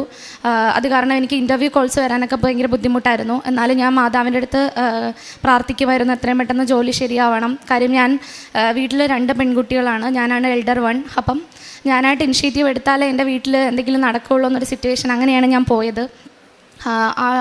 അത് കഴിഞ്ഞപ്പോഴേക്കും വാർ വന്നു. ഞാനൊരു ഇൻ്റർവ്യൂ കഴിഞ്ഞ് വരുന്ന വഴിക്കാണ് മെട്രോ സ്റ്റേഷനിൽ എത്തിയപ്പോഴേക്കും എൻ്റെ ഒരു ഫ്രണ്ട് വിളിച്ചിട്ട് പറഞ്ഞു, അവിടെ വാറാണെന്ന് കേട്ടല്ലോ, നിനക്ക് എന്തെങ്കിലും ബുദ്ധിമുട്ടുണ്ടോ കുഴപ്പമുണ്ടോ എന്ന്. അപ്പോഴാണ് ഞാൻ ഇങ്ങനെ ഒരു കാര്യം അറിയുന്നത് പോലും. അപ്പോഴത്തേക്കും തിരിച്ച് നാട്ടിൽ വരാൻ പറ്റാത്ത ഒരു സിറ്റുവേഷൻ വരെ എത്തി. കാര്യം ഫ്ലൈറ്റ്സ് ഒന്നും ഇല്ല, അഥവാ ഫ്ലൈറ്റ്സ് ഉണ്ടെങ്കിലും പിന്നെ ടിക്കറ്റ് ഭയങ്കര ഹൈക്കായിരുന്നു ചാർജസൊക്കെ. അപ്പോഴത്തേക്കും എൻ്റെ വിസ റിന്യൂവലായി. ഒരു ദിവസം പോലും പിന്നീട് അവിടെ കണ്ടിന്യൂ ചെയ്യാൻ പറ്റാത്തൊരു സിറ്റുവേഷനായി. അങ്ങനെ ഞാൻ വീട്ടിൽ നിന്ന് പൈസയൊക്കെ അയച്ചിട്ട് ഞാൻ വിസ റിന്യൂ ചെയ്തു. എന്നിട്ടും ഇൻ്റർവ്യൂ കോൾസ് ഒന്നും ഉണ്ടായിരുന്നില്ല. കാര്യം അവിടെ ഇങ്ങനെ ഇത്രയും വലിയ സിറ്റുവേഷൻ ആയത് കാരണം റിക്രൂട്ട്മെൻറ്റ്സ് ഒന്നും ഉണ്ടായിരുന്നില്ല. കറൻ്റ്ലി വർക്ക് ചെയ്തിരിക്കുന്നവരെ പോലും ടെർമിനേറ്റ് ചെയ്യുന്ന ഒരു അവസ്ഥ വരെ ഉണ്ടായി. ലോജിസ്റ്റിക്സ് കമ്പനികളിൽ നിന്നൊക്കെ അറൗണ്ട് 300 എംപ്ലോയീസിനെ വരെ അപ്പം തന്നെ ടെർമിനേറ്റ് ചെയ്യുന്ന സിറ്റുവേഷൻ വരെ ഉണ്ടായി. ആ സമയത്താണ് ഞാൻ ജോലി അന്വേഷിച്ചുകൊണ്ടിരുന്നത്. എന്നാലും ഞാൻ മാതാവിൻ്റെ അടുത്ത് പ്രാർത്ഥിക്കറിഞ്ഞ് വെറുതെ എന്നെ ഇവിടെ വരെ എത്തിച്ചതായിരിക്കല്ലേ. കാര്യം ഞാൻ ഉണ്ടായിരുന്ന ഏർണിങ്സ് കളഞ്ഞിട്ടാണ് ഞാൻ വന്നത്. അപ്പം ഞാൻ അപ്പോഴും പ്രാർത്ഥിക്കുമായിരുന്നു. രാവിലെ 4 മണിക്ക്, ഇവിടുത്തെ 5:30 പ്രെയർ അവിടെ 4 മണിക്കാണ്. 4 മണിക്ക് വെളുപ്പിനെ 4 മണിക്ക് എണീറ്റ് പ്രാർത്ഥിക്കും. ഈവനിങ് ഉള്ള പ്രെയർ കേൾക്കും. അങ്ങനെ ഞാൻ കരഞ്ഞ് പ്രാർത്ഥിക്കുമായിരുന്നു ഇത്രയും പെട്ടെന്ന് ജോലി ആവണം എന്നുള്ളത്. എന്നിട്ടും എനിക്ക് വിസ ഒന്നും ആയില്ല. ആ സമയത്ത് എന്നും വാറിൻ്റെ ഭയങ്കര പ്രശ്നങ്ങളായിരുന്നു. എപ്പോഴും നമ്മുടെ ഫോണിൽ അലേർട്ടൊക്കെ വന്നുകൊണ്ടിരുന്ന സിറ്റുവേഷൻ. അപ്പോൾ നാട്ടിൽ നിന്ന് ഇനി തിരിച്ചു വരാൻ വരെ വീട്ടിൽ നിന്ന് എല്ലാവരും പറഞ്ഞെങ്കിൽ പോലും ഞാൻ മാതാവായിട്ട് എന്നെ അവിടെ എത്തിച്ചതാണെങ്കിൽ ജോലി ആവാതെ നാട്ടിൽ തിരിച്ചു പോകത്തില്ല എന്ന് ഞാൻ ഉറച്ച് വിശ്വസിച്ചിരുന്നു. അങ്ങനെ എൻ്റെ അങ്ങനെ ഞാൻ വിസ റിന്യൂ ചെയ്യാൻ വേണ്ടിയിട്ട് ഒമാനിൽ പോയത്, മസ്കറ്റിൽ പോയത് ഫ്ലൈറ്റിലാണ്. അപ്പം അത്രയും പ്രശ്നം ത്രെട്ടുള്ള സമയത്ത് ഞാൻ ഫ്ലൈറ്റിൽ കയറി ഇരിക്കുന്ന സമയത്തും അലേർട്ട് വന്നു, ത്രെട്ടുണ്ട്. അത് കാരണം നമുക്ക് അപ്പം ഫ്ലൈറ്റ് എടുത്തില്ല. ഒരുപാട് ലേറ്റായിട്ടാണ് ഫ്ലൈറ്റ് ടേക്ക് ഓഫ് ചെയ്തത്. അവിടെ ചെന്നിട്ട് പോലും മസ്കറ്റിൽ നമുക്ക് എയർപോർട്ടിൽ പോലും നമ്മളെ ഇറക്കിയില്ല. ബോർഡിങ് എല്ലാം ഫ്ലൈറ്റിനുള്ളിൽ വെച്ചിട്ടായിരുന്നു. തിരിച്ച് വന്നിട്ടും എൻ്റെ വിസ വരാൻ വേണ്ടി വെയിറ്റ് ചെയ്തു. പുറത്ത് ഇറക്കി വിടണ പോലും ഇല്ല. കാര്യം കഴിഞ്ഞ ദിവസം ഞാൻ എയർപോർട്ടിനടുത്തായതുകൊണ്ട് അവിടെ കഴിഞ്ഞ ദിവസം കൂടിയാണ് ഡ്രോൺ ഇതുണ്ടായിരുന്നത്. അങ്ങനെ ഒരുപാട് ബുദ്ധിമുട്ടിയാണ് അവിടെ നിന്നത്. ആ സമയത്ത് എനിക്ക് വേറെയും ഒരുപാട് സ്ട്രഗിൾസ് ഞാൻ ഫേസ് ചെയ്തിരുന്നു. ഫിനാൻഷ്യലി ആവട്ടെ, ഫിസിക്കലിയും എനിക്ക് പനി കൂടിയിട്ട് അക്യൂട്ട് സൈനസൈറ്റിസ് ആയി, ഇയറിൽ ഇൻഫെക്ഷനായി, പസ് വരെ വരണ സിറ്റുവേഷനായി. ഒരുപാട് ഹോസ്പിറ്റലുകൾ മാറി മാറി കാണിച്ച് അറൗണ്ട് 6000 നാട്ടിലത്തെ INR വേണം ഒരു പ്രാവശ്യം ഡോക്ടറെ കാണിക്കാൻ വേണ്ടിയിട്ട്. അങ്ങനെ ഒരുപാട് സ്ട്രഗിൾ ചെയ്ത് ആ സമയത്ത് ഞാൻ തൈലം പുരട്ട് പ്രാർത്ഥിക്കുകയോ ഉപ്പ് കൺസ്യൂം ചെയ്യുകയൊക്കെ ചെയ്യുന്നുണ്ടായിരുന്നു. അങ്ങനെ എൻ്റെ രണ്ടാമത്തെ റിന്യൂവലായി. ആ സമയത്തും ജോലിയൊന്നും ആയില്ല. അപ്പം ഞാൻ ഓരോ ഇൻ്റർവ്യൂവിന് പോകുന്ന സമയത്ത് ഉപ്പിട്ട് പ്രാർത്ഥിക്കുകയും ഈ ജോലിയെങ്കിലും കിട്ടണം എന്നൊക്കെ പറഞ്ഞ് പ്രാർത്ഥിക്കും. പക്ഷെ അതൊന്നും മാതാവ് എനിക്ക് തന്നില്ല. അപ്പം നല്ലതെന്തോ ബെറ്റർ വരാനുണ്ടെന്ന് വിശ്വസിച്ച് ഞാൻ പ്രാർത്ഥിക്കുമായിരുന്നു. അങ്ങനെ മാതാവായിട്ട് ഒരു വേക്കൻസി അവിടെ ഒരു കമ്പനിയിൽ എനിക്കായിട്ട് തന്നതാണെന്നാണ് ഞാൻ വിശ്വസിക്കുന്നത്. എൻ്റെ റൂംമേറ്റ് മാരേജ് ആയിട്ട് പോയി ഖത്തറിൽ പോവുകയാണ്. അപ്പോൾ പുള്ളിക്കാരുടെ വേക്കൻസിയിൽ എനിക്ക് അവിടെ ജോബ് ശരിയായി. എന്നെ ഇൻ്റർവ്യൂവിന് വിളിച്ചു. ജോബ് കൺഫേമായി. 2 ഡേയ്സിനുള്ളിൽ ഇൻ്റർവ്യൂവിന് പോയി. 2 ദിവസത്തിനുള്ളിൽ കൺഫർമേഷൻ പറയാമെന്ന് പറഞ്ഞു. അപ്പോഴും എനിക്ക് വലിയ വിശ്വാസം ഉണ്ടായിരുന്നില്ല ആ ജോലി കിട്ടുമെന്ന്. കാര്യം ഇപ്പോഴത്തെ ഒരു സിറ്റുവേഷനിൽ വിസ ഒരു കമ്പനീസും പ്രൊവൈഡ് ചെയ്യത്തില്ല. അവർക്ക് ഓൺ വിസ ഉള്ള ഒരു ലേഡീനെ കിട്ടുകയും ചെയ്യുമെന്ന് പറഞ്ഞു. അപ്പോൾ ഞാൻ അതും ഹോപ്പില്ലെന്ന് പറഞ്ഞ്, എന്നാലും ഞാൻ ഉറച്ച് വിശ്വസിച്ചിരുന്നു. കൃപാസനത്തിൽ വന്ന് ഞാൻ സാക്ഷ്യം പറയും, ജൂൺ 19-ാം തീയതി എനിക്ക് ജോലി കിട്ടി എന്ന് സാക്ഷ്യം പറയാൻ പറ്റണമെന്ന് ഞാൻ പ്രാർത്ഥിച്ചിരുന്നു. അങ്ങനെ ജൂൺ 19-ന് തന്നെ എനിക്ക് ജോബ് കൺഫേമായി. അത് കഴിഞ്ഞിട്ട് അപ്പോഴും ഞാൻ വിശ്വസിച്ചില്ല എനിക്കിങ്ങനെ നാട്ടിലിങ്ങനെ വരാൻ പറ്റുമെന്നോ ഒന്നും വിശ്വസിച്ചിരുന്ന അല്ല. അങ്ങനെ 2 ദിവസം കഴിഞ്ഞപ്പോൾ ഓണർ എന്നെ വിളിച്ചിട്ട് പറഞ്ഞു, ഗൗരിക്ക് വേണമെങ്കിൽ ഒന്ന് നാട്ടിൽ പോകാം, നാട്ടിൽ പോയിട്ട് വന്നോളൂ, അല്ലെങ്കിൽ കമ്പനിക്ക് എക്സ്ട്രാ 1300 ദറംസും കൂടി ആവണമുണ്ട്. അപ്പം അങ്ങനെ ഞാൻ നാട്ടിൽ വന്നു. നാട്ടിൽ വരണതിന് ഡേറ്റ് ടിക്കറ്റ് എടുത്തപ്പോഴേക്കും അവിടെ ഉള്ളവരൊക്കെ പറഞ്ഞു, എന്ത് വിശ്വാസത്തിൻ്റെ പുറത്താണ് പോണത്, കാര്യം ഒരു ഓഫർ ലെറ്ററോ ഒന്നും കിട്ടിയില്ലല്ലോ എന്ന്. അങ്ങനെ ഞാൻ വരുന്നതിൻ്റെ 2 ദിവസം മുന്നേ എനിക്ക് ഓഫർ ലെറ്ററും വർക്ക് കോൺട്രാക്റ്റും കിട്ടി. ഞാൻ അത് സൈൻ ചെയ്തിട്ടാണ് നാട്ടിൽ വന്നത്. എനിക്ക് ഒട്ടും വിശ്വസിക്കാൻ പോലും പറ്റാത്തൊരു ഇതാണ്. കാര്യം ഇപ്പോഴത്തെ ഇങ്ങനൊരു സിറ്റുവേഷനിൽ വിസ തരുമെന്നോ അല്ലെങ്കിൽ എനിക്ക് ഇങ്ങനൊരു ജോലി കിട്ടുമെന്നോ ഞാൻ വിശ്വസിച്ചില്ല. എൻ്റെ മെറിറ്റ് കൊണ്ട് കിട്ടിയതാണെന്ന് ഞാൻ വിശ്വസിക്കുന്നില്ല. മാതാവായിട്ട് അവിടെ ഒരു വേക്കൻസി ഉണ്ടാക്കി തന്നതാണ് എനിക്ക്. എൻ്റെ ഒരു മെറിറ്റ് കൊണ്ടും അല്ല എനിക്ക് ആ ജോലി കിട്ടിയെന്ന് ഞാൻ ഇന്നും വിശ്വസിക്കുന്നു. അങ്ങനെ ഞാൻ 23-ന് നാട്ടിൽ വന്നു. എന്നിട്ട് 2 ദിവസം കഴിഞ്ഞപ്പോഴേക്കും ഒരു ബുധനാഴ്ച അപ്പം ഞാൻ എന്നും പ്രാർത്ഥിക്കും, ദൈവമേ എത്രയും പെട്ടെന്ന് എൻ്റെ വിസയും ടിക്കറ്റും കിട്ടണേ. കാര്യം പിന്നെയും അവിടെ ത്രെട്ടൊക്കെ ഉണ്ടായി, അലേർട്ടൊക്കെ വന്നതെന്ന് പറഞ്ഞപ്പോൾ ഇനി തിരിച്ച് കയറി പോകാൻ പറ്റത്തില്ലേന്ന് വിഷമിച്ചു. കാര്യം ഞാൻ റൂമൊന്നും വെക്കേറ്റ് ചെയ്യാതെയാണ് വന്നത്. അങ്ങനെ ഞാൻ പ്രാർത്ഥിച്ചതിൻ്റെ ഫലമായി ഒരു ഫ്രൈഡേ എനിക്ക് വിസ വന്നു. അത് കഴിഞ്ഞ് ഒരു 1 വീക്കിനകത്ത് എൻ്റെ ടിക്കറ്റും വന്നു. ജൂലൈ 17-ന് ഈ വരുന്ന ഫ്രൈഡേ ഞാൻ തിരിച്ച് ദുബായിൽ പോവുകയാണ്. ഞാൻ പോകുന്നത് എൻ്റെ വർക്ക് വിസയിലും അവർ തന്ന ടിക്കറ്റിലുമാണ് ഞാൻ പോകുന്നത്. ഡേറ്റ് ജൂലൈ 17-നാണ്. മാതാവ് തന്നതാണെന്നാണ് ഞാൻ വിശ്വസിക്കുന്നത്. മാതാവ് പ്രത്യക്ഷപ്പെട്ടത് ഇതുപോലൊരു 7 എന്ന് കാണിക്കുന്ന ദിവസമായത് കാരണം എനിക്കും ടിക്കറ്റ് കിട്ടിയത് ജൂലൈ 17-നാണ്. അപ്പോൾ മാതാവ് തന്നതാണെന്നാണ് ഞാൻ വിശ്വസിക്കുന്നത്. കാരുണ്യ പ്രവർത്തനമായിട്ട് ഞാൻ എൻ്റെ ഒരു ഫ്രണ്ടിന് വേണ്ടിയിട്ട് പ്രാർത്ഥിച്ചിട്ടുണ്ടായിരുന്നു. പുള്ളിക്കാരിക്ക് 2 സിസ്റ്റൊക്കെ ഉണ്ടായിരുന്നു. അപ്പം സർജറി പറഞ്ഞിരിക്കുകയായിരുന്നു. അപ്പം ഞാനും പ്രാർത്ഥിച്ചിരുന്നു, മാതാവ് ഈ ചെറിയ പ്രായത്തിൽ അവൾക്ക് സർജറി ഒന്നും ചെയ്യേണ്ടി വരല്ലേ. അങ്ങനെ കഴിഞ്ഞ ദിവസം അവൾ എൻ്റെ അടുത്ത് പറഞ്ഞു, അവളുടെ സിസ്റ്റ് സൈസ് 8 സെൻറ്റിമീറ്റർ എന്നുള്ള 5 സെൻറ്റിമീറ്റർ ആയിട്ട് കുറഞ്ഞു, ടാബ്ലറ്റ് കഴിച്ചാൽ മാറും, സർജറി ചെയ്യേണ്ടെന്ന് ഡോക്ടർ പറഞ്ഞു. അപ്പോൾ അതും മാതാവ് തന്ന അനുഗ്രഹമാണെന്നാണ് ഞാൻ വിശ്വസിക്കുന്നത്. പിന്നെ പ്രേക്ഷിത പ്രവർത്തനമായിട്ട് ഞാനും അമ്മയും ഹോസ്പിറ്റലുകളിൽ ഫുഡ് കൊടുക്കുന്നതിൻ്റെ കൂടെ പത്രവും പ്രാർത്ഥിച്ച് കൊടുത്തിട്ടുണ്ടായിരുന്നു. ബൈബിള് വായിക്കും ഡെയിലി. പിന്നെ ഞാനിവിടെ വന്നതിന് ശേഷം ജപമാല ചൊല്ലാറുണ്ട്. അങ്ങനെ എനിക്കിവിടെ വന്നതിന് ശേഷം ക്ലൈമറ്റ് മാറിയതിൻ്റേതായ ഒരു പനിയൊക്കെ ഉണ്ടായി.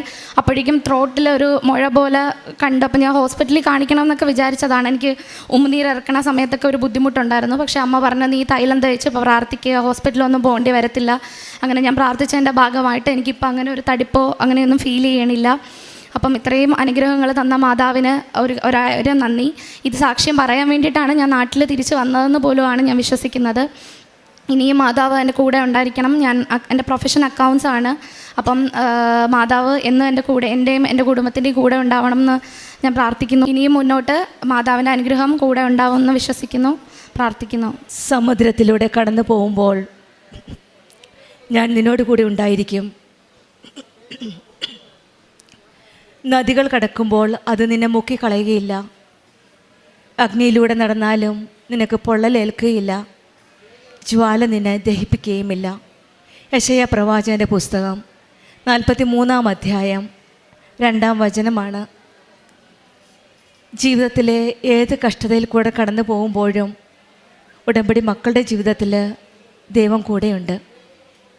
സമുദ്രത്തിലൂടെ കടന്നു പോകുമ്പോൾ, കണ്ണീരിൻ്റെയും ദുഃഖത്തിൻ്റെയും നാളുകളിലൂടെ നടന്നു നീങ്ങുമ്പോൾ, നദികൾ കടക്കുമ്പോൾ, നിയന്ത്രിക്കാനാവാത്ത വലിയ പ്രതിസന്ധികളിൽ പെട്ടുപോകുമ്പോൾ, അഗ്നിയിലൂടെ നടക്കുമ്പോൾ, പരീക്ഷണങ്ങളുടെ സമയങ്ങളിൽ, രോഗങ്ങളിലൂടെ, ദുഃഖങ്ങളിലൂടെ, സാമ്പത്തിക ബുദ്ധിമുട്ടുകളിലൂടെ, അപമാനത്തിലൂടെ നടക്കുമ്പോൾ ഇവയെ ഒന്നും തകർക്കാൻ അനുവദിക്കാതെ ദൈവം തൻ്റെ കൃപയാൽ ഉടമ്പടി മക്കളെ കാത്ത് സംരക്ഷിക്കുകയാണ്. അതാണ് നാം ഓരോ സാക്ഷ്യത്തിലും നമുക്ക് കാണുവാൻ സാധിക്കുന്നത്.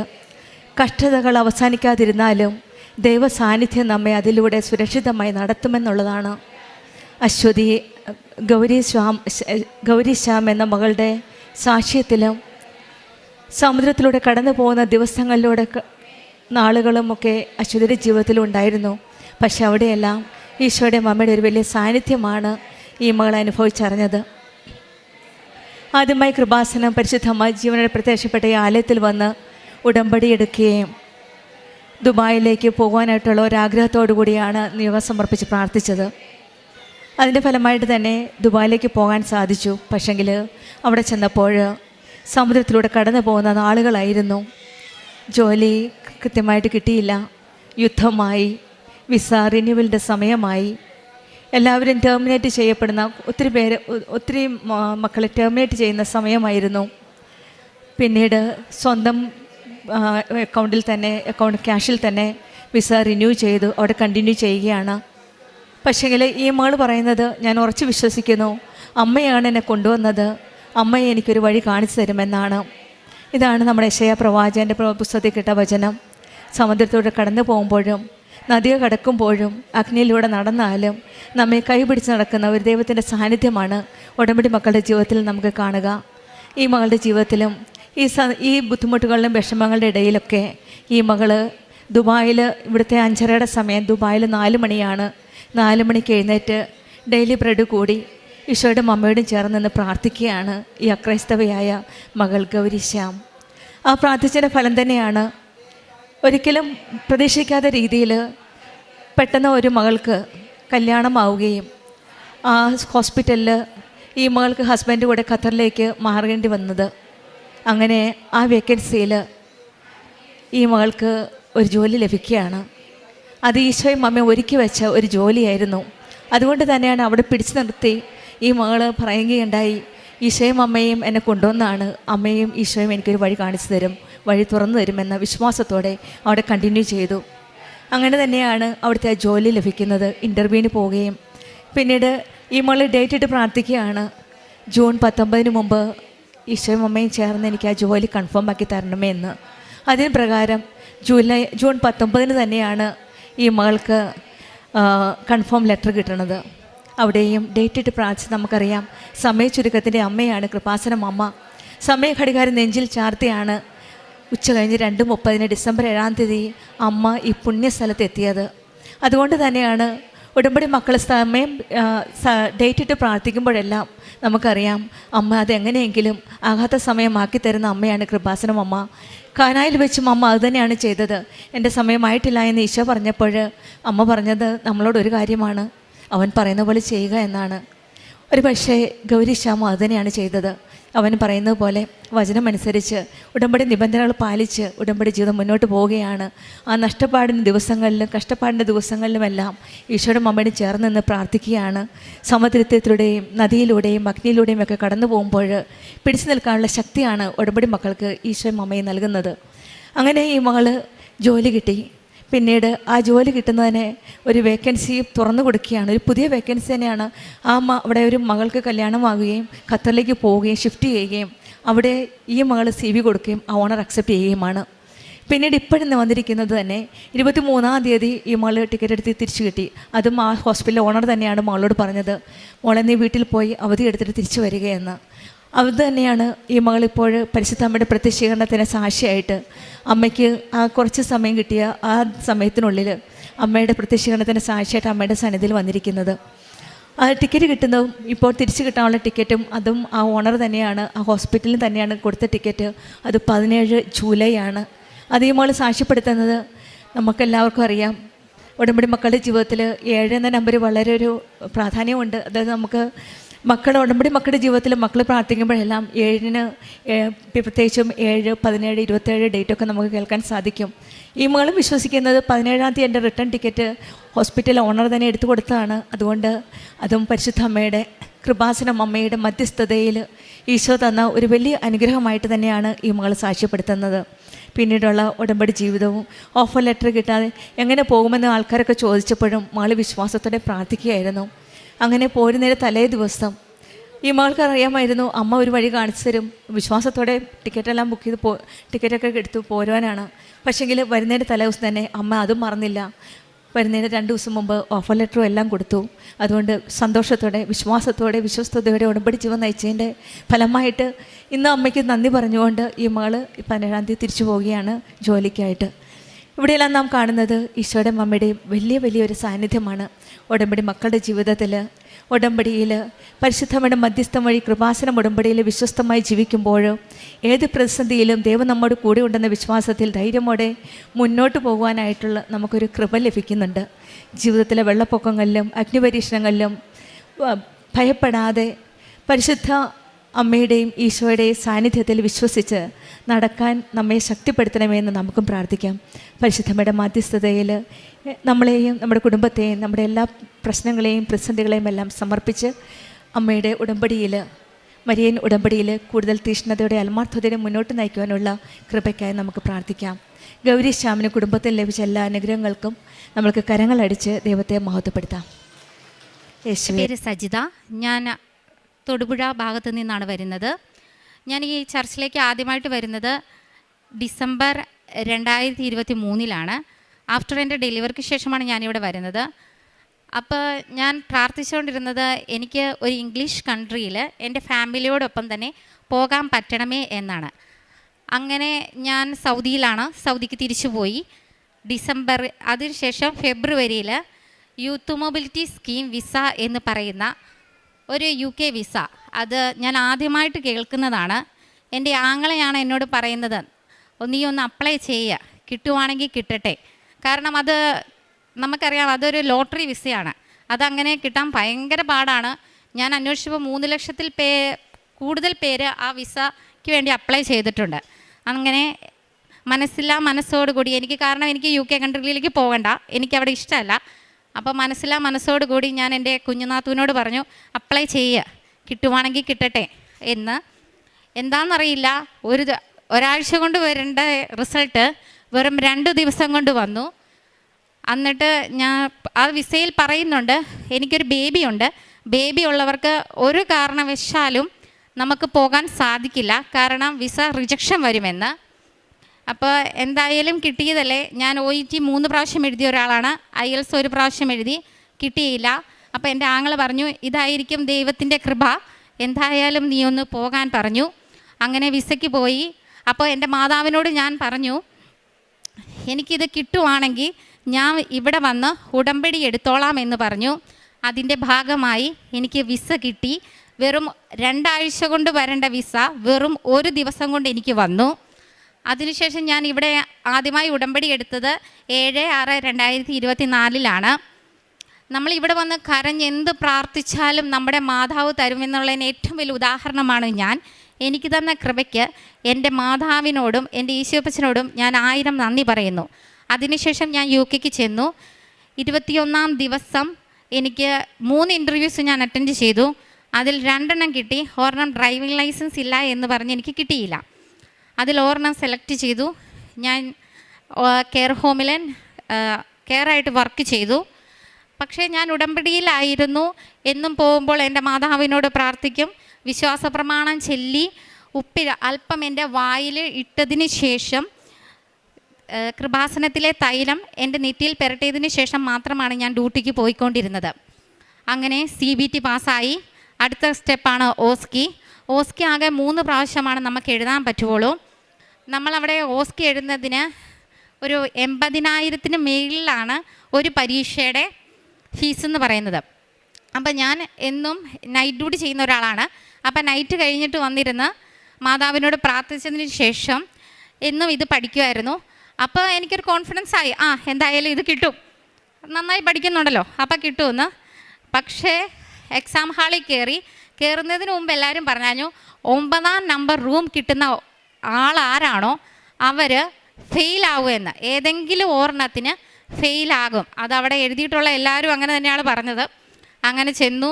എൻ്റെ കയ്യിൽ പോകുന്നതിന് മുമ്പ് വിശ്വാസ പ്രമാണം ചൊല്ലി ഉപ്പ് എൻ്റെ പോക്കറ്റിലും അതുപോലെ തന്നെ തൈലം എൻ്റെ നെറ്റിയിലും പുരട്ടി ഞാൻ ചെന്നു. കറക്റ്റ് ലോട്ടറി അടിച്ച പോലെ തന്നെ എനിക്ക് 9-ാം നമ്പറാണ് കിട്ടിയത്. അത് കഴിഞ്ഞപ്പോഴത്തേനും ഞാൻ മനസ്സുകൊണ്ട് ഓക്കെ, ഒരു വിഷയം പോകുമെന്ന് ഉറപ്പായി. ചെന്നിരുന്ന് കഴിഞ്ഞിട്ടും എന്നാലും എൻ്റെ കയ്യിൽ ഈ മാല ഞാൻ എപ്പോഴും കയ്യിൽ, അച്ഛൻ പറഞ്ഞ പോലെ കഴുത്തിലിടുന്ന ആഭരണവും കയ്യിൽ അലങ്കാരമെന്ന് പറഞ്ഞ പോലെ എനിക്കിത് കയ്യിലിങ്ങനെ പിടിച്ചുകൊണ്ട് ഞാൻ ചെന്നു. സാധാരണ അവർ ആരെയും ഒന്നും കയറ്റുന്നതല്ല. എന്നോട് പറഞ്ഞു കയറിക്കോ, കുഴപ്പമൊന്നുമില്ല, കയറി പോന്നോളാൻ പറഞ്ഞു. ഞാൻ പോകുന്നതിന് മുമ്പ് തന്നെ വിശ്വാസ പ്രമാണം ചൊല്ലി അവിടെ ഇച്ചിരി ഉപ്പിട്ടായിരുന്നു. ചെന്നു കഴിഞ്ഞ് എല്ലാവരുടെയും എക്സാമിനർ ഭയങ്കര ചിരിയും കളിയും. എനിക്ക് കിട്ടിയ ആ മാഡമാണെങ്കിൽ ഒന്നും പറയുന്നില്ല, ചിരിക്കുന്നില്ല, മോഹമെല്ലാം ഭയങ്കര വീർപ്പിച്ച് കെട്ടി. അപ്പോൾ ഉറപ്പായി തോറ്റു പോകും. അങ്ങനെ എക്സാം നടന്നുകൊണ്ടിരിക്കുകയാണ്. അതിൻ്റെ ഇടയ്ക്ക് മെഡിക്കേഷൻ എന്ന് പറഞ്ഞ ഒരു ഇതുണ്ട്. അത് വന്ന സമയത്ത് ആക്ച്വൽ വാല്യൂ എന്ന് പറയുന്നത് 1.9 ml ആണ്. ഞാൻ കറക്റ്റായിട്ടാണ് എടുത്തത്. കറക്റ്റ് സമയത്ത് എൻ്റെ നീഡിൽ കയറുന്നില്ല. അപ്പം ഞാൻ പ്രസ് ചെയ്തു, ആ മെഡിസിൻ പോയി 1.6 ആയി. അവർ ആദ്യം കണ്ണാടി വെച്ച് നോക്കി, അതിനുശേഷം കണ്ണാടി മാറ്റി നോക്കി. അപ്പോൾ ഉറപ്പിച്ചു ഫെയില്. അപ്പോൾ അങ്ങനെ എക്സാം കഴിഞ്ഞു വന്നു, വീട്ടിലിരിക്കുകയാണ്. ആ സമയത്ത് ഞാൻ മാതാവിനോട് ഒത്തിരി പ്രാവശ്യം, എൻ്റെ മാതാവേ എനിക്ക് ഇന്ന് 2ാമത് എഴുതാൻ വരല്ലേ, ആ അവസരം എനിക്ക് വരരുതെന്ന് പറഞ്ഞു. അതുപോലെ തന്നെ ബൈബിൾ വായിച്ചുകൊണ്ടിരുന്നു. പിറ്റേ ദിവസം റിസൾട്ട് വരേണ്ടതാണ്. ഈ റിസൾട്ട് 12 മണിക്ക് മുമ്പ് വരുവാണെങ്കിൽ നമ്മളെല്ലാം വിഷയവും കിട്ടി, 12 മണിക്ക് ശേഷമാണെങ്കിൽ നമ്മൾ ഫെയിലായി. പക്ഷേ ദൈവകൃപയാൽ എനിക്കന്ന് റിസൾട്ട് വന്നേയില്ല. അപ്പം ഞാൻ മനസ്സിൽ ഉറപ്പിച്ചു ഓക്കെ, മൊത്തം തോറ്റു, അതുകൊണ്ടായിരിക്കുമെന്ന്. പക്ഷേ രാവിലെ എഴുന്നേറ്റ് പതിവ് പോലെ തന്നെ 5:30 എഴുന്നേറ്റ് പ്രാർത്ഥനകളെല്ലാം കഴിഞ്ഞ് കറക്റ്റ് ഒരു 9 മണിയായപ്പോൾ ചുമ്മാ ഫോണിൽ നോക്കിയപ്പോഴത്തേനും ഞാനത് ഫുൾ പാസ്സായി. അവരെന്നോട് ഒന്നും പറഞ്ഞില്ല, ജസ്റ്റ് ഇങ്ങനെ മാത്രം പറഞ്ഞു, ഞാൻ ചോദിച്ചതിന് നീ ആൻസർ തന്നു, അതുകൊണ്ട് നിന്നെ ഫുൾ പാസ്സാക്കി എന്ന് പറഞ്ഞു. അതിനുശേഷം എനിക്ക് ഇൻ്റർവ്യൂ ഉണ്ടായിരുന്നു. ഒരു NHSൻ്റെ ഇൻ്റർവ്യൂ വന്നു. അപ്പോൾ ആദ്യത്തെ ഇൻ്റർവ്യൂവിന് ഞാൻ ചെന്നു. അപ്പോൾ അവർ ഇപ്പോൾ UK നിയമം അനുസരിച്ച് COS എന്ന് പറയുന്ന സംഭവം കിട്ടാൻ ഭയങ്കര പാടാണ്, കാരണം അവർ കൊടുക്കുന്നില്ല. അപ്പോൾ NHSൻ്റെ ഇൻ്റർവ്യൂ കിട്ടി. എൻ്റെ ഇൻ്റർവ്യൂ കിട്ടുന്നതിന് മുമ്പ് തന്നെ എപ്പോൾ ഞാൻ പോയാലും വിശ്വാസ പ്രമാണം ചൊല്ലി എൻ്റെ കയ്യിൽ ഇച്ചിരി ഉപ്പ് കാണും. അപ്പോൾ എന്നെ ഇൻ്റർവ്യൂവിന് വിളിച്ചുകൊണ്ട് പോയ സമയത്ത് ചിരിച്ച് വളരെ കൂളായി എന്നെ കൊണ്ടുപോയി. അവരെന്നോട് ഇത്രയും മാത്രം പറഞ്ഞു, ഞങ്ങൾ നിൻ്റെ ഉത്തരത്തിലെല്ലാം സംതൃപ്തരാണ്, അതുകൊണ്ട് നമുക്ക് പിന്നെ ഒന്നും കൂടെ കാണാമെന്ന് പറഞ്ഞു വിട്ടു. പക്ഷേ നമുക്ക് പറഞ്ഞാലും നമുക്കറിയാലോ നമ്മൾ എന്നാക്കെ ഉത്തരം പറഞ്ഞേക്കുന്നതെന്നുള്ളത്. അപ്പോൾ അത് കഴിഞ്ഞ് പിറ്റേ ദിവസം തന്നെ എനിക്ക് അതിൻ്റെ റിസൾട്ട് വന്നു. ഞങ്ങളുടെ അവിടുന്ന് റാങ്ക് ലിസ്റ്റിലാണ് എന്നെ സെലക്ട് ചെയ്തേക്കുന്നതെന്നുള്ളത്. അതെല്ലാം കഴിഞ്ഞു. എൻ്റെ മെഡിക്കലായി, എല്ലാം വളരെ സ്മൂത്തായിട്ട് നടക്കുമായിരുന്നു. മെഡിക്കലിൻ്റെ കഴിഞ്ഞതിന് ശേഷം ഞാൻ എൻ്റെ ഹസ്ബൻഡിനോട് ഓൾറെഡി പുള്ളിയോട് പറഞ്ഞു, ജോലി നിർത്തി നാട്ടിൽ പോരെ, ഉടനെ തന്നെ നമുക്ക് പോകാറാവുമെന്ന്. പക്ഷേ എനിക്ക് മെഡിക്കൽ കഴിഞ്ഞ ഉടനെ തന്നെ എൻ്റെ പ്രോസസ്സിങ് ഡിലേ ആയി. അവർക്ക് റീസൺ അയച്ച് ചോദിച്ചപ്പോൾ പറഞ്ഞത് ഞങ്ങൾക്കിപ്പോൾ COS തരാൻ പറ്റില്ല എന്നാണ്. കാരണം നിങ്ങളുടെ വിസ ജൂലൈ 30 വരെ ഉണ്ട്, അതിനുശേഷം മാത്രമേ ഞങ്ങൾക്ക് തരാൻ പറ്റുള്ളൂ എന്ന് പറഞ്ഞു. പക്ഷേ മാതാവിനോടുള്ള സ്ഥിരമായ പ്രാർത്ഥന കൊണ്ടും അതുപോലെ തന്നെ ഞാൻ അപ്പോൾ കൂടുതലായിട്ട് ബൈബിൾ വായിക്കാൻ തുടങ്ങിയായിരുന്നു. അപ്പോൾ ഓൾറെഡി ഞാൻ വായിച്ച് തീർത്താണ്, പക്ഷെ എന്നാലും ഒന്നും കൂടി ഇരുന്ന് വായിക്കുമായിരുന്നു. പിന്നെ മാതാവിൻ്റെ വിശ്വാസ പ്രമാണം ചെല്ലും. അതുപോലെ തന്നെ അപ്പോൾ ഹോസ്പിറ്റലിലും ഞാൻ റെൻറ്റിനെടുത്ത ഹൗസും ഒരേ സ്ഥലത്താണ്. അപ്പോൾ ആ പോകുന്ന വഴിക്ക് ഞാനാണെങ്കിൽ ഇച്ചിരി ഉപ്പ് അവിടെ വിശ്വാസ പ്രമാണം ചൊല്ലി അവിടെ കൊണ്ടിട്ടു. അതിൻ്റെ ഫലമായി പിറ്റേ ദിവസം തന്നെ, കാരണം ജൂലൈ 30 വിസ തരുമെന്ന് പറഞ്ഞവർ പിറ്റേ ദിവസം തന്നെ എനിക്ക് മെയിലയച്ചു, നിങ്ങൾക്ക് അപ്രൂവൽ വന്നിട്ടുണ്ട്, അതുകൊണ്ട് COSൻ്റെ റിക്വസ്റ്റ് ഫോം ഞാൻ സെൻഡ് ചെയ്യാമെന്ന്. അങ്ങനെ സെൻഡ് ചെയ്തു. മാതാവിനോട് പ്രാർത്ഥിച്ച് ഉപ്പിട്ടതിന് ശേഷം അത് ഞാൻ തിരിച്ചയച്ചു. അതിൻ്റെ ഫലമായി ഇപ്പം അങ്ങനെ 5 കൊല്ലത്തേക്ക് നമുക്ക് വിസ കിട്ടില്ല. എനിക്ക് കറക്റ്റ് 5 കൊല്ലത്തേക്കുള്ള വിസയാണ് കിട്ടിയത്. അതിനുശേഷം ഇപ്പം എൻ്റെ കൊച്ചിനെയും ഹസ്ബൻഡിനെയും കൊണ്ടുപോകാനുള്ള വിസ റെഡിയായി. പിന്നെ അതുപോലെ തന്നെ ഞങ്ങൾക്ക് കുറച്ച് കടങ്ങളും ബാധ്യതകളും ഉണ്ടായിരുന്നു.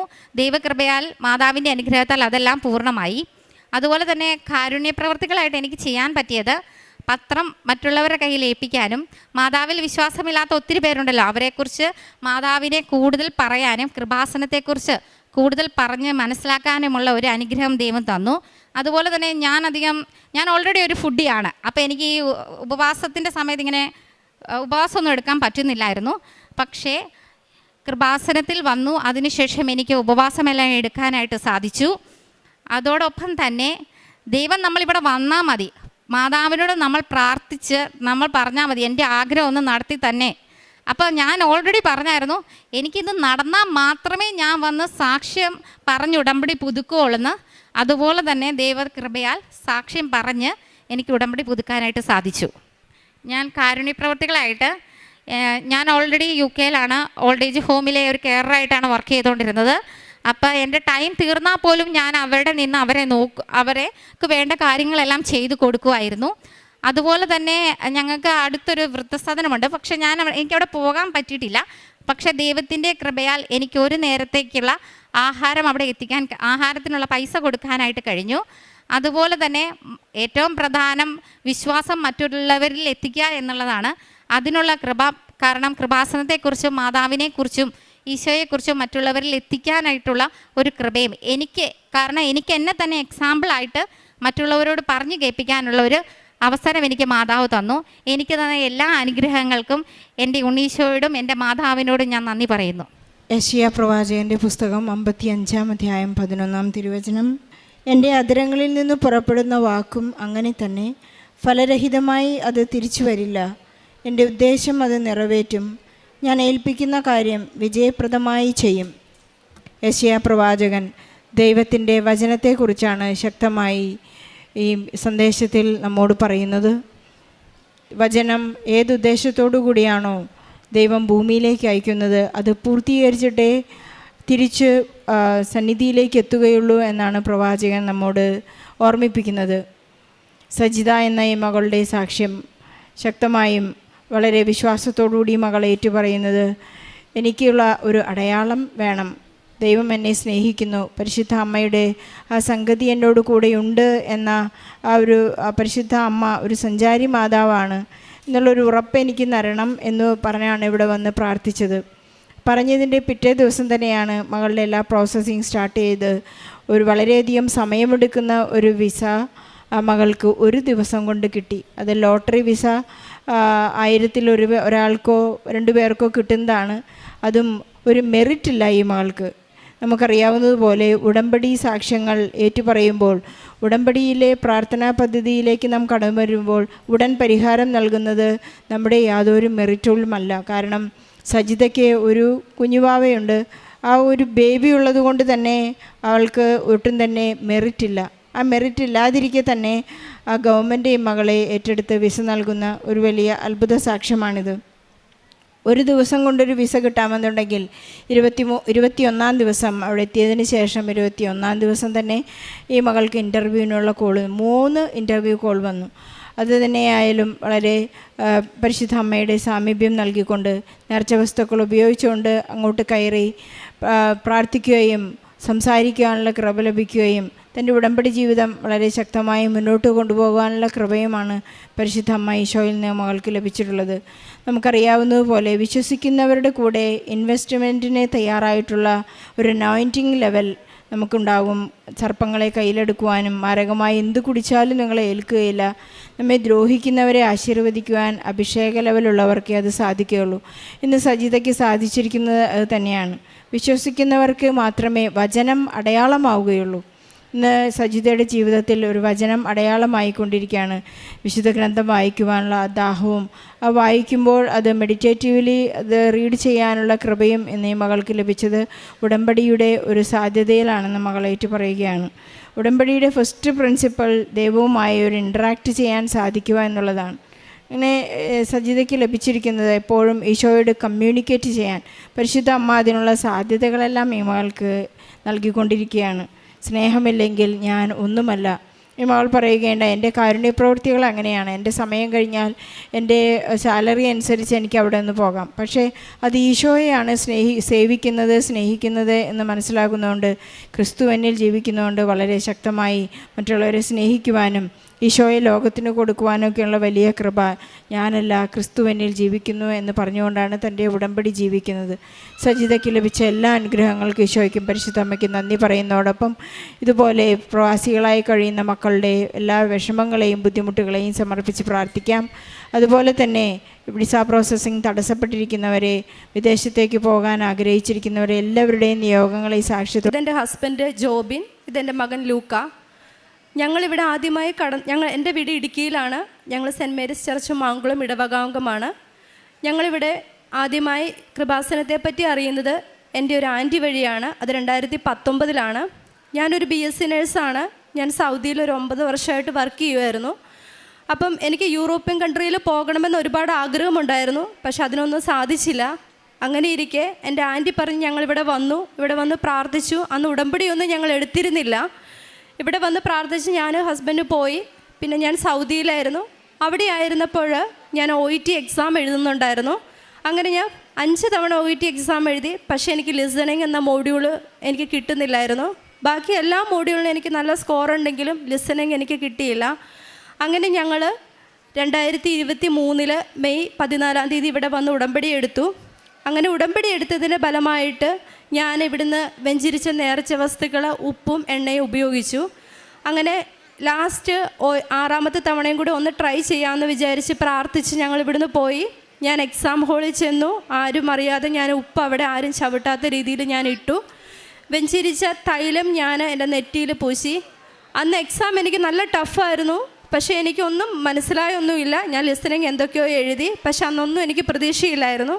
പക്ഷേ എൻ്റെ OETയുടെ റിസൾട്ട് വന്നപ്പോൾ എനിക്ക് എല്ലാ മോഡ്യൂളും B സ്കോർ ലഭിച്ചു. അങ്ങനെ അത് ഇവിടുത്തെ ഉടമ്പടി നേർച്ച വസ്തുക്കൾ ഞാൻ ഉപയോഗിച്ചതിൻ്റെ ഫലമായിട്ടും അല്ലാതെ ഇത്രയും തവണ 5 തവണ എഴുതിയിട്ട് എനിക്ക് കിട്ടിയില്ല. പക്ഷേ 6ാമത്തെ തവണ എനിക്ക് എൻ്റെ പരിശുദ്ധ അമ്മയും എൻ്റെ കൃപാസനത്തിൽ വന്ന് പ്രാർത്ഥിച്ചതിൻ്റെ ഫലമായിട്ട് ഞാൻ OET എക്സാം ക്ലിയറായി. അങ്ങനെ അമ്മയുടെ കൃപയാൽ ഞാൻ OET എക്സാം പാസ്സായി. പിന്നെ രണ്ടാമതായി പറയുവാണെങ്കിൽ എക്സാം എഴുതി ഞാൻ UK നോക്കാൻ ആഗ്രഹിച്ചു. പക്ഷെ ഞാൻ ന്യൂസിലൻഡാണ് കൊടുത്തത്. അങ്ങനെ ന്യൂസിലൻഡിൽ ഞാൻ OSCE എക്സാം എഴുതാൻ വേണ്ടി അവിടെ ഞാൻ പോയി. പക്ഷേ എക്സാം എനിക്ക് ഭയങ്കര പേടിയായിരുന്നു. എങ്ങനെ എഴുതണം, അല്ലെങ്കിൽ എനിക്ക് നല്ല ടെൻഷനായിരുന്നു. ആ എക്സാമിൻ്റെ സമയത്ത് എൻ്റെ ഹസ്ബൻഡ് ഇവിടെ വന്ന് എനിക്ക് വേണ്ടി പ്രാർത്ഥിച്ചു. അപ്പം എക്സാം നല്ല ടഫായിരുന്നു. കിട്ടുമോ ഇല്ലയോ എന്നൊന്നും എനിക്കറിയില്ലായിരുന്നു. പക്ഷെ ഞാൻ എന്നും ഡെയിലി രാവിലെ എഴുന്നേറ്റ് 5:30 പ്രെയർ ചെല്ലും. ബൈബിൾ അരമണിക്കൂർ വായിക്കും. അച്ഛൻ്റെ വചനങ്ങൾ ഞാൻ കൂടെ കേട്ടുകൊണ്ടിരുന്നു. എക്സാമിന് കാര്യമായിട്ടൊന്നും ഞാൻ പ്രിപ്പയർ ചെയ്തില്ല. പക്ഷേ എന്താണെന്നറിയില്ല, ഓസ്കിയുടെ എക്സാം ഞാൻ ക്ലിയറായി. അങ്ങനെ ഇവിടെ വന്ന് പ്രാർത്ഥിച്ചതിൻ്റെ ഫലമായിട്ട് എനിക്ക് ഓസ്കി എക്സാമും പാസ്സായി. പിന്നെ ഞാൻ എൻ്റെ OITയുടെ എക്സാമിൻ്റെ വാലിഡിറ്റി കഴിഞ്ഞു പോയി. അപ്പം ഞാൻ ന്യൂസിലൻഡ് എക്സാമിൻ്റെ രജിസ്ട്രേഷൻ കിട്ടി. അപ്പം ന്യൂസിലൻഡ് ജോലി നോക്കി എനിക്കൊന്നും കിട്ടിയില്ല. ആ സമയത്ത് ഞാൻ സൗദിയിൽ ഇരുന്നുകൊണ്ടാണ് ജോബിനൊക്കെ അപ്ലൈ ചെയ്തത്. അങ്ങനെ ജോബൊന്നും കിട്ടാതെ വന്നപ്പം ഞാൻ അത് ഓസ്ട്രേലിയൻ രജിസ്ട്രേഷൻ എടുക്കാമെന്ന് വിചാരിച്ച് ഞാൻ അഫ്ര രജിസ്ട്രേഷന് വേണ്ടി കൊടുത്തു. അങ്ങനെ എനിക്ക് അഫ്ര രജിസ്ട്രേഷൻ കിട്ടി. ഇവിടെ വന്ന് എൻ്റെ ഹസ്ബൻഡ് പ്രാർത്ഥിച്ചു. ഞങ്ങൾ ഉടമ്പടിയുടെ ധ്യാനങ്ങൾ കണ്ടുകൊണ്ടിരുന്നു. അങ്ങനെ ധ്യാനങ്ങൾ ഷെയർ ചെയ്തു. എനിക്ക് പറ്റുന്ന രീതിയിലൊക്കെ ഞാൻ കൂടുതലായിട്ട് തീഷ്ണതയോടെ പ്രാർത്ഥിച്ചുകൊണ്ടിരുന്നു. ദൈവത്തോട് കൂടുതൽ അടുക്കുവാൻ തുടങ്ങി. അഫ്ര രജിസ്ട്രേഷൻ കിട്ടിക്കഴിഞ്ഞാൽ അടുത്ത ജോലി അന്ന് ഓസ്ട്രേലിയക്ക് നോക്കാമെന്ന് വിചാരിച്ച് ഞാൻ ഓസ്ട്രേലിയക്ക് കൊടുക്കാൻ നോക്കി. പക്ഷേ അവിടെയൊന്നും വേക്കൻസി ഇല്ല. ഞാൻ കൊടുക്കുന്നതെല്ലാം റിജക്ഷൻ. ഒരു 2000 പരം മുകളിൽ ഞാൻ CV ഇട്ടു. എനിക്കൊരു CV സെലക്ഷൻ ആയില്ല. അപ്പോൾ ഇവിടെ വന്ന് ഞാൻ ഉടമ്പടി എടുത്തൊന്ന് പുതുക്കി. അന്ന് പുതുക്കിയിട്ട് പ്രാർത്ഥിക്കാം, അല്ല എൻ്റെ പ്രാർത്ഥനയുടെ ഇത് കുറഞ്ഞതുകൊണ്ടാണോ എനിക്കൊന്നും മനസ്സിലായില്ല. അപ്പം ഞാൻ ഇവിടെ വന്ന് ഉടമ്പടി പുതുക്കി. ഞാൻ രണ്ടാമതൊന്നും കൂടെ നന്നായിട്ട് തീഷ്ണമായി പ്രാർത്ഥിച്ചുകൊണ്ടിരുന്നു. എനിക്ക് 2 CV സെലക്ഷനായി. അങ്ങനെ എനിക്ക് ഇൻ്റർവ്യൂവിന് വിളിച്ചു. അങ്ങനെ ഓൺലൈൻ ഇൻ്റർവ്യൂ ആയിരുന്നു. ആ ഇൻ്റർവ്യൂവിൻ്റെ സമയത്ത് പോലും ഞാൻ പഠിക്കുന്നതിന് പകരം കൂടുതലായിട്ട് ഞാൻ കൃപാസനത്തിൻ്റെ പ്രതീക്ഷീകരണത്തിൻ്റെ പ്രാർത്ഥന കണ്ടിന്യൂസ് ചൊല്ലിക്കൊണ്ടിരുന്നു. അവിടുത്തെ ആൾക്കാർ സംസാരിച്ചപ്പോഴൊക്കെയും എനിക്കറിയാവുന്നതുപോലെ ഞാൻ പറഞ്ഞു, അല്ലാതെ കൂടുതലായിട്ടൊന്നും ഞാൻ പ്രതീക്ഷിച്ചില്ല. പക്ഷേ 2 ഇൻ്റർവ്യൂ എനിക്ക് സെലക്റ്റഡായി. അതിൽ ഒരു ഇൻ്റർവ്യൂ എന്ന് പറയുന്നത് നമുക്ക് 482 വിസ എന്ന് പറയും. നമ്മൾ 2 വർഷം അവിടെ നിൽക്കണം, PR നമുക്ക് കിട്ടത്തില്ല. പക്ഷേ അടുത്ത ഇൻ്റർവ്യൂ ഞാൻ സെലക്റ്റഡ് ആയപ്പോൾ എനിക്ക് 186 PR ഫാമിലി വിസയ്ക്കുള്ള ഒരു വിസയായിരുന്നു എനിക്ക് ലഭിച്ചത്. അതും ഇവിടുന്ന് പ്രാർത്ഥിച്ചു. ഞാൻ കണ്ടിന്യൂസ് ആയിട്ട് എനിക്ക് PR കിട്ടുമോ ഇല്ലയെന്നൊന്നും അറിയില്ല, എങ്കിലും ഞാൻ ഇൻ്റർവ്യൂ അതിൻ്റെ മുമ്പോട്ട് പോയി. അങ്ങനെ എൻ്റെ മെഡിക്കലെല്ലാം ക്ലിയറായി. ഞങ്ങൾ വിസയ്ക്കിട്ട് ഞങ്ങൾ അതിന് വേണ്ടി പ്രാർത്ഥിച്ചുകൊണ്ടിരുന്നു. പക്ഷേ വിസ കുറേ നാളായിട്ടും വന്നില്ല. ഞാൻ സൗദിയിൽ നിന്ന് റിസൈൻ ചെയ്തു വന്നു. എനിക്ക് ജോലിയില്ല. അതിൻ്റെ ഇടയ്ക്ക് ഞാൻ ഈ പ്രോമെട്രി ക്ലാസ്സസുകൾ DHA പ്രോമെട്രിക്ക് അങ്ങനെ എല്ലാവർക്കും അറിയാമായിരിക്കും, നേഴ്സുമാർക്കൊക്കെ അങ്ങനത്തെ ക്ലാസ്സുകളൊക്കെ ഞാൻ ഫ്രീ ആയിട്ട് പഠിപ്പിക്കാൻ വേണ്ടി തുടങ്ങി. ഹസ്ബൻഡ് നേഴ്സാണ്. അപ്പോൾ ഹസ്ബൻഡ് പഠിപ്പിക്കുന്നതിന് കൂടെ തന്നെ ഞാനും ഇതുപോലെ പഠിപ്പിക്കാം, അല്ലെങ്കിൽ പൈസ ഇല്ലാത്ത കുട്ടികൾക്ക് പറഞ്ഞു കൊടുക്കാമെന്ന് പറഞ്ഞ് ഞാനും ഒരു ചെറിയ ക്ലാസ്സസൊക്കെ സ്റ്റാർട്ട് ചെയ്തു. അങ്ങനെ മറ്റുള്ളവർക്ക് അത് പറഞ്ഞു കൊടുക്കാനും ഫീസ് തരാൻ ഇല്ലാത്ത കുട്ടികൾക്ക് ഞാൻ ഫ്രീ ആയിട്ട് ക്ലാസ് എടുത്ത് കൊടുത്തു. അവർക്ക് എക്സാമൊക്കെ നല്ല രീതിയിൽ പാസ്സായി. അപ്പോൾ എനിക്ക് തോന്നി ഓക്കെ എനിക്ക് പറ്റും. അങ്ങനെ ഞാൻ ചെറുതായിട്ട് രീതിയിൽ മറ്റുള്ളവരെ സഹായിക്കുവാനും എനിക്ക് കിട്ടുന്ന സാമ്പത്തിക സഹായം വെച്ച് ഞാനത് ഓർഫനേജിലൊക്കെ കൊടുക്കുവാനൊക്കെ തുടങ്ങി. പിന്നെയും വിസ ഞാനിങ്ങനെ നീണ്ടു നിന്നു. 1 വർഷം എന്തായാലും PR കിട്ടാൻ താമസിക്കും. അപ്പം ഞാൻ എന്തായാലും ജോലിക്ക് കയറാമെന്ന് വിചാരിച്ച് ഞാനിങ്ങനെ ജോലിക്ക് നാട്ടിൽ കയറി. അങ്ങനെ കയറിയതിൻ്റെ പിറ്റേ മാസം തന്നെ ഞങ്ങൾക്ക് ഫാമിലിയായിട്ട് PR കിട്ടി. അപ്പം ഈ ജൂൺ 1 ഞങ്ങളുടെ വിസ വന്നത്. അപ്പോൾ ഇവിടെ വന്ന് ഞങ്ങൾ ഉടമ്പടി എടുത്ത് പുതുക്കി അതിൻ്റെ രീതിയിലൊക്കെ ഞങ്ങൾ പ്രാർത്ഥിച്ചു. പക്ഷേ ഇന്ന് വരെ എൻ്റെ ജീവിതത്തിൽ ദൈവത്തിൻ്റെ അനുഭവമില്ലാത്ത ഒരു ദിവസവുമില്ല. കാരണം എനിക്ക് പലപ്പോഴും എൻ്റെ സങ്കടങ്ങൾ വരുമ്പോഴും അല്ലെങ്കിൽ ഞാൻ ഇവിടുത്തെ പ്രതീക്ഷണത്തിൻ്റെ പ്രാർത്ഥന ഇങ്ങനെ ചൊല്ലിക്കൊണ്ടേയിരിക്കും, ധ്യാനങ്ങൾ കേട്ടോണ്ടിരിക്കും. എന്ത് ചെയ്താലും ഞാൻ ഇപ്പം മൊബൈലിൽ ഞാനാണെങ്കിൽ ധ്യാനങ്ങൾ കണ്ട് ഷെയർ ചെയ്തുകൊണ്ടേയിരിക്കും. അങ്ങനെ ദൈവം എനിക്ക് ഒരുപാട് അനുഗ്രഹങ്ങൾ എനിക്ക് ഇവിടെ വന്നതിൻ്റെ ഫലമായിട്ട് എനിക്ക് തന്നു. അതുപോലെ ഞങ്ങൾക്ക് ഈ ജൂൺ 1 ഫാമിലിയായിട്ട് PR വിസ കിട്ടിയത്. അപ്പം ഞങ്ങൾ ഈ കമ്മിങ് ജൂലൈ 18 ഞങ്ങൾക്ക് ടിക്കറ്റ് കിട്ടി. ഞങ്ങൾ അടുത്ത കമ്മിങ് ഫ്രൈഡേ ഞങ്ങൾ 3 പേര് ഫാമിലിയായിട്ട് ഓസ്ട്രേലിയക്ക് പോവുകയാണ്. അപ്പോൾ ഇത്രയേറെ ദൈവം ഞങ്ങളെ അനുഗ്രഹിച്ചത് മറ്റുള്ളവർക്ക് ഒരു സാക്ഷിയായി മാറട്ടെ എന്ന് എനിക്ക് തോന്നുന്നു. കാരണം നമ്മൾ ദൈവത്തോട് എപ്പോഴാണോ കൂടുതൽ അടുക്കുന്നത് ആ സമയമാണ് ദൈവം നമുക്ക് ഒത്തിരി അനുഗ്രഹങ്ങൾ തരുന്നത്. അല്ലാതെ നമ്മുടെ നിയോഗങ്ങളല്ല നമ്മൾ പ്രാർത്ഥിക്കേണ്ടത്. ദൈവം നമ്മളെ മഹത്വീകരിക്കുവാനും അതുപോലെ പരിശുദ്ധ അമ്മയുടെ സാന്നിധ്യം നമ്മുടെ കൂടെ ഉണ്ടെങ്കിൽ നമ്മുടെ ആവശ്യങ്ങളൊക്കെ അങ്ങ് തന്നെ നടന്നുകൊള്ളും. ആ ഒരു ഉറച്ച തീക്ഷ്ണ വിശ്വാസത്തോടെയാണ് ഞാൻ എല്ലാവരോടും പറയുന്നത്. എനിക്ക് കിട്ടിയ അനുഗ്രഹങ്ങളാണെങ്കിൽ നിങ്ങൾ ഇവിടെ വന്നിട്ടുണ്ടെങ്കിൽ നിങ്ങൾക്കും തീർച്ചയായും ദൈവം നിങ്ങളെ അനുഗ്രഹിക്കും. അതുപോലെ തന്നെ എനിക്ക് വേറൊരു സാക്ഷ്യം പറയാനുള്ളത്, എൻ്റെ വീട്ടിൽ കുറച്ച് കടബാധ്യതയൊക്കെ ഉണ്ട്. അപ്പം ഞങ്ങളുടെ സ്ഥലമൊക്കെ വിൽക്കുവാൻ വേണ്ടി ഞങ്ങൾ നോക്കുന്നുണ്ട്. പക്ഷേ ഇതുവരെ ഒന്നും നടന്നില്ലായിരുന്നു. അപ്പം ഞാൻ ഇവിടെ ഒന്ന് ഉടമ്പടി എടുത്ത് പുതുക്കിയപ്പോൾ ഞാൻ ഇവിടുന്ന് മണ്ണും അതുപോലെ തന്നെ ഞാൻ ഇവിടുത്തെ നേർച്ച വസ്തുക്കൾ എൻ്റെ വീട്ടിൽ എൻ്റെ അമ്മയ്ക്ക് കൊണ്ടു കൊടുത്തിട്ട് പറഞ്ഞു, അമ്മ നമുക്ക് അവിടുത്തെ സ്ഥലത്ത് കൊണ്ടുപോയിട്ട് ഉപ്പിട്ട് അല്ലെങ്കിൽ വെഞ്ചരിച്ചിട്ട് പ്രാർത്ഥിക്കാം, അത് നടക്കും അമ്മ എന്ന് പറഞ്ഞു. അപ്പം അമ്മ പറഞ്ഞു അങ്ങനെ ചെയ്യാം മോനെ എന്ന് പറഞ്ഞിട്ട് ഞങ്ങൾ മണ്ണും ഇവിടുത്തെ, കാരണം പരിശുദ്ധ അമ്മയുടെ പ്രതിഷേധത്തിൻ്റെ സാക്ഷിയാക്കി മാറ്റാൻ വേണ്ടിയിട്ട് പ്രാർത്ഥിക്കണം അമ്മ എന്നും പറഞ്ഞ് ഞങ്ങൾ ഇവിടുന്ന് ഉടമ്പടി നേർച്ച വസ്തുക്കൾ ഉപയോഗിച്ച് ഞങ്ങൾ അവിടെ വെതറി പ്രാർത്ഥിച്ചു. 2 മാസം കഴിഞ്ഞപ്പോൾ ഞങ്ങളുടെ സ്ഥല വിൽപ്പന നടന്നു. ഇത്രയും വർഷമായിട്ട് ഞങ്ങൾക്ക് വിൽക്കാൻ പറ്റാത്ത സ്ഥലം ഞങ്ങൾക്ക് വിറ്റ് കിട്ടി. അതുപോലെ ഇത്രയും ദൈവം ഞങ്ങളെ അനുഗ്രഹിച്ചതിനെ ഓർത്ത് നന്ദി പറയുന്നു. അതുപോലെ തന്നെ ഒരു കാര്യം, OET എക്സാം എക്സ്പയർ ആയപ്പം എനിക്ക് വിസ കിട്ടുന്ന സമയത്ത് PT എന്ന് പറയുന്നൊരു എക്സാം, ഇംഗ്ലീഷിൻ്റെ ടെസ്റ്റ് ഞങ്ങൾക്ക് പിന്നെയും എഴുതേണ്ട വന്നു. കാരണം വിസ കിട്ടാതെ വരും. അപ്പോൾ അതിൻ്റെ ഫലമായിട്ട് എന്നോട് എക്സാം എഴുതണമെന്ന് പറഞ്ഞു. അങ്ങനെ PT കമ്പ്യൂട്ടർ ബേസ്ഡ് ടെസ്റ്റാണ്. അപ്പോൾ എനിക്ക് ഭയങ്കര പേടിയായിരുന്നു. എന്നാൽ OET തന്നെ എഴുതാം. പിന്നെ ഞാൻ വിചാരിച്ചു ഒരുപാട് പൈസയാണ്, PT ഒന്ന് ട്രൈ ചെയ്യാമെന്ന് വിചാരിച്ച് ഞാൻ PT എക്സാമിന് പ്രിപ്പയർ ചെയ്തു. അപ്പോൾ PT എക്സാമിന് പോയപ്പോഴും ഞാൻ ഇതുപോലെ നേർച്ച വസ്തുവായ ഉപ്പ് ഞാൻ കൊണ്ടുപോയി. അത് ഞാൻ എൻ്റെ ഹെഡ്സെറ്റിൽ ഞാൻ ഉടമ്പടി തൈലം പുരട്ടി, എൻ്റെ നെറ്റിയിൽ ഞാൻ ഓൾറെഡി പുരട്ടിയിട്ടാണ് പോയത്. അത് ഞാൻ നെറ്റിയിൽ നിന്നെടുത്ത് ഞാൻ എൻ്റെ ഹെഡ്സെറ്റിൽ ഞാൻ വെച്ചു. എന്നിട്ട് ഞാൻ PTയുടെ എക്സാം എഴുതിയപ്പോൾ എനിക്ക് ആവശ്യത്തിലധികം നല്ല സ്കോർ തന്ന് ദൈവം അനുഗ്രഹിച്ചു. അപ്പോൾ ഇത്രയും ദൈവം ഞങ്ങളുടെ ഫാമിലീനെ അനുഗ്രഹിച്ചതിനെ ഓർത്ത് ഞങ്ങൾ ഇവിടെ വന്ന് ഈ കൃപാസനത്തിൽ വന്ന് ഞങ്ങൾ ഉടമ്പടി എടുത്തതിൻ്റെ ഫലമായിട്ടാണ് ദൈവം ഞങ്ങൾക്ക് ഈ അനുഗ്രഹങ്ങളൊക്കെയും തന്നത്. അതുപോലെ ഇവിടെ വന്ന് പ്രാർത്ഥിക്കുന്നവരാരും വിഷമിക്കേണ്ട, നിങ്ങൾക്കൊക്കെ ദൈവം അനുഗ്രഹിക്കും. നമ്മുടെ നിയോഗങ്ങൾക്ക് ഉപരി നമ്മൾ ദൈവത്തോട് കൂടുതൽ അടുക്കുവാൻ വേണ്ടി പ്രാർത്ഥിക്കണം. ആ ദൈവത്തോട് കൂടുതൽ അടുക്കുമ്പോൾ, അല്ലെങ്കിൽ വിവിധ വചനങ്ങൾ നമ്മൾ മനസ്സിലാക്കുമ്പോൾ താനെ നമ്മുടെ ജീവിതത്തിൽ ദൈവം ഇടപെടും. ശുദ്ധപ്രവർത്തനമായിട്ട് ഞാൻ ഇവിടുന്ന് പത്രങ്ങൾ വാങ്ങി ഞാൻ വിതരണം ചെയ്യുമായിരുന്നു. പക്ഷെ ഞാൻ പലർക്കും പത്രങ്ങൾ കൊടുക്കുമ്പോൾ ആരും അത് ഞങ്ങൾക്ക് കിട്ടിയത് ഓൾറെഡി അത് വേണ്ട എന്ന് എന്നോട് പറയുമായിരുന്നു. പക്ഷേ എങ്കിലും ഞാനത് വേണ്ട എന്ന് പറയുന്നവർക്ക് ഞാൻ കൊടുക്കാറില്ല. ആർക്കാണോ ആവശ്യം ആ കൈകളിലേക്ക് ഞാൻ പത്രം കൊടുത്തിട്ട് എൻ്റെ അനുഭവം ഞാൻ അവർക്ക് ഷെയർ ചെയ്യും, ഞാൻ പ്രാർത്ഥിക്കും. അല്ല, വായിക്കാൻ അറിയാത്തവർക്ക് ഞാനത് പറഞ്ഞു കൊടുക്കുമായിരുന്നു. അതുപോലെ എൻ്റെ ഒരുപാട് ഫ്രണ്ട്സുണ്ട്. അപ്പോൾ അവരൊക്കെ ചോദിക്കും എങ്ങനെയാണ് ഉടമ്പടി എടുക്കുന്നത്. ഞാൻ അവരോട് പറയും ഇങ്ങനെയാണ് ഉടമ്പടി എടുക്കുന്നത്. നിങ്ങൾക്ക് വരാൻ പറ്റിയില്ലെങ്കിൽ നിങ്ങൾക്ക് ഓൺലൈനായിട്ട് എടുക്കുക. നിങ്ങൾ ഇന്ന കാര്യങ്ങളൊക്കെ ചെയ്യണം. നമ്മൾ ദൈവത്തോട് കൂടുതൽ അടുക്കണം. ഡെയിലി ബൈബിള് വായിക്കണം. അങ്ങനെ നമുക്ക് പറ്റുന്നതേ സഹായം മറ്റുള്ളവർക്ക് ചെയ്തിടും. ഈശോ എങ്ങനെയൊക്കെയാണ് പാപികളെ മാനസാന്തരത്തിലേക്ക് ക്ഷണിച്ചത്. അപ്പം നമ്മൾ ഈശോ ക്ഷമിക്കുന്നത് പോലെ മറ്റുള്ളവരോട് ക്ഷമിക്കണം. നമുക്ക് ദേഷ്യമോ വൈരാഗ്യമോ ഇതൊന്നും നമുക്ക് പാടില്ല. കാരണം നമ്മൾക്കറിയാം നമുക്ക് ഇത് കൂടുതലായിട്ട് വന്നു കഴിഞ്ഞാൽ നമ്മൾ ദൈവത്തോട് കൂടുതൽ അടുക്കത്തില്ല. അപ്പം ഇതാണ് ഞാൻ കൂടുതലായിട്ട് ചെയ്തത്. പിന്നെ എനിക്ക് സാമ്പത്തികമായിട്ട് ഞാൻ ഓർഫനേജിൽ പോയിട്ട് ഞാൻ മറ്റുള്ളവർക്ക് പൈസ എനിക്ക് സാമ്പത്തികമായി കഴിയുന്ന രീതിയിൽ ഞാൻ സഹായിക്കുമായിരുന്നു. അവിടെ ആരുമില്ലാത്ത അമ്മമാർ കുറേ പേരുണ്ട്. അപ്പോൾ അവരുടെ അടുത്തിരിക്കുവാനും അവരുടെ സങ്കടങ്ങൾ കേൾക്കുവാനും അവരുടെ നഖം വെട്ടിക്കൊടുക്കുവാനും. ഞാനൊരു നേഴ്സാണെങ്കിൽ രോഗികളെ ശുശ്രൂഷിക്കുന്നത് ഒരു സാധാ നേഴ്സ് പോലല്ല, അവരുടെ കൂടെ ഇരിക്കുവാനും അവർ പറയുന്നത് കേൾക്കുവാനും അവരുടെ വിഷമങ്ങൾ മനസ്സിലാക്കുവാനുമായിട്ടാണ് ഞാൻ കൂടുതൽ ശ്രമിച്ചത്. പിന്നെ ഞാൻ ഡെയിലി കുർബാനയിൽ പങ്കെടുക്കുമായിരുന്നു. സൗദിയിലായിരിക്കുമ്പം എനിക്ക് കുർബാനയ്ക്ക് കൂടുതൽ പങ്കെടുക്കാൻ പറ്റത്തില്ലായിരുന്നു. കാരണം അവിടെ ചിലപ്പോൾ 2 മാസത്തിലൊരിക്കലൊക്കെ ആയിരുന്നു കുർബാന. പക്ഷെ നാട്ടിൽ വന്നതിന് ശേഷം ഞങ്ങളുടെ അടുത്തായിരുന്നു പള്ളി. അപ്പോൾ ഡെയിലി ഞാൻ രാവിലെ എഴുന്നേറ്റ് പള്ളിയിൽ പോകുമായിരുന്നു.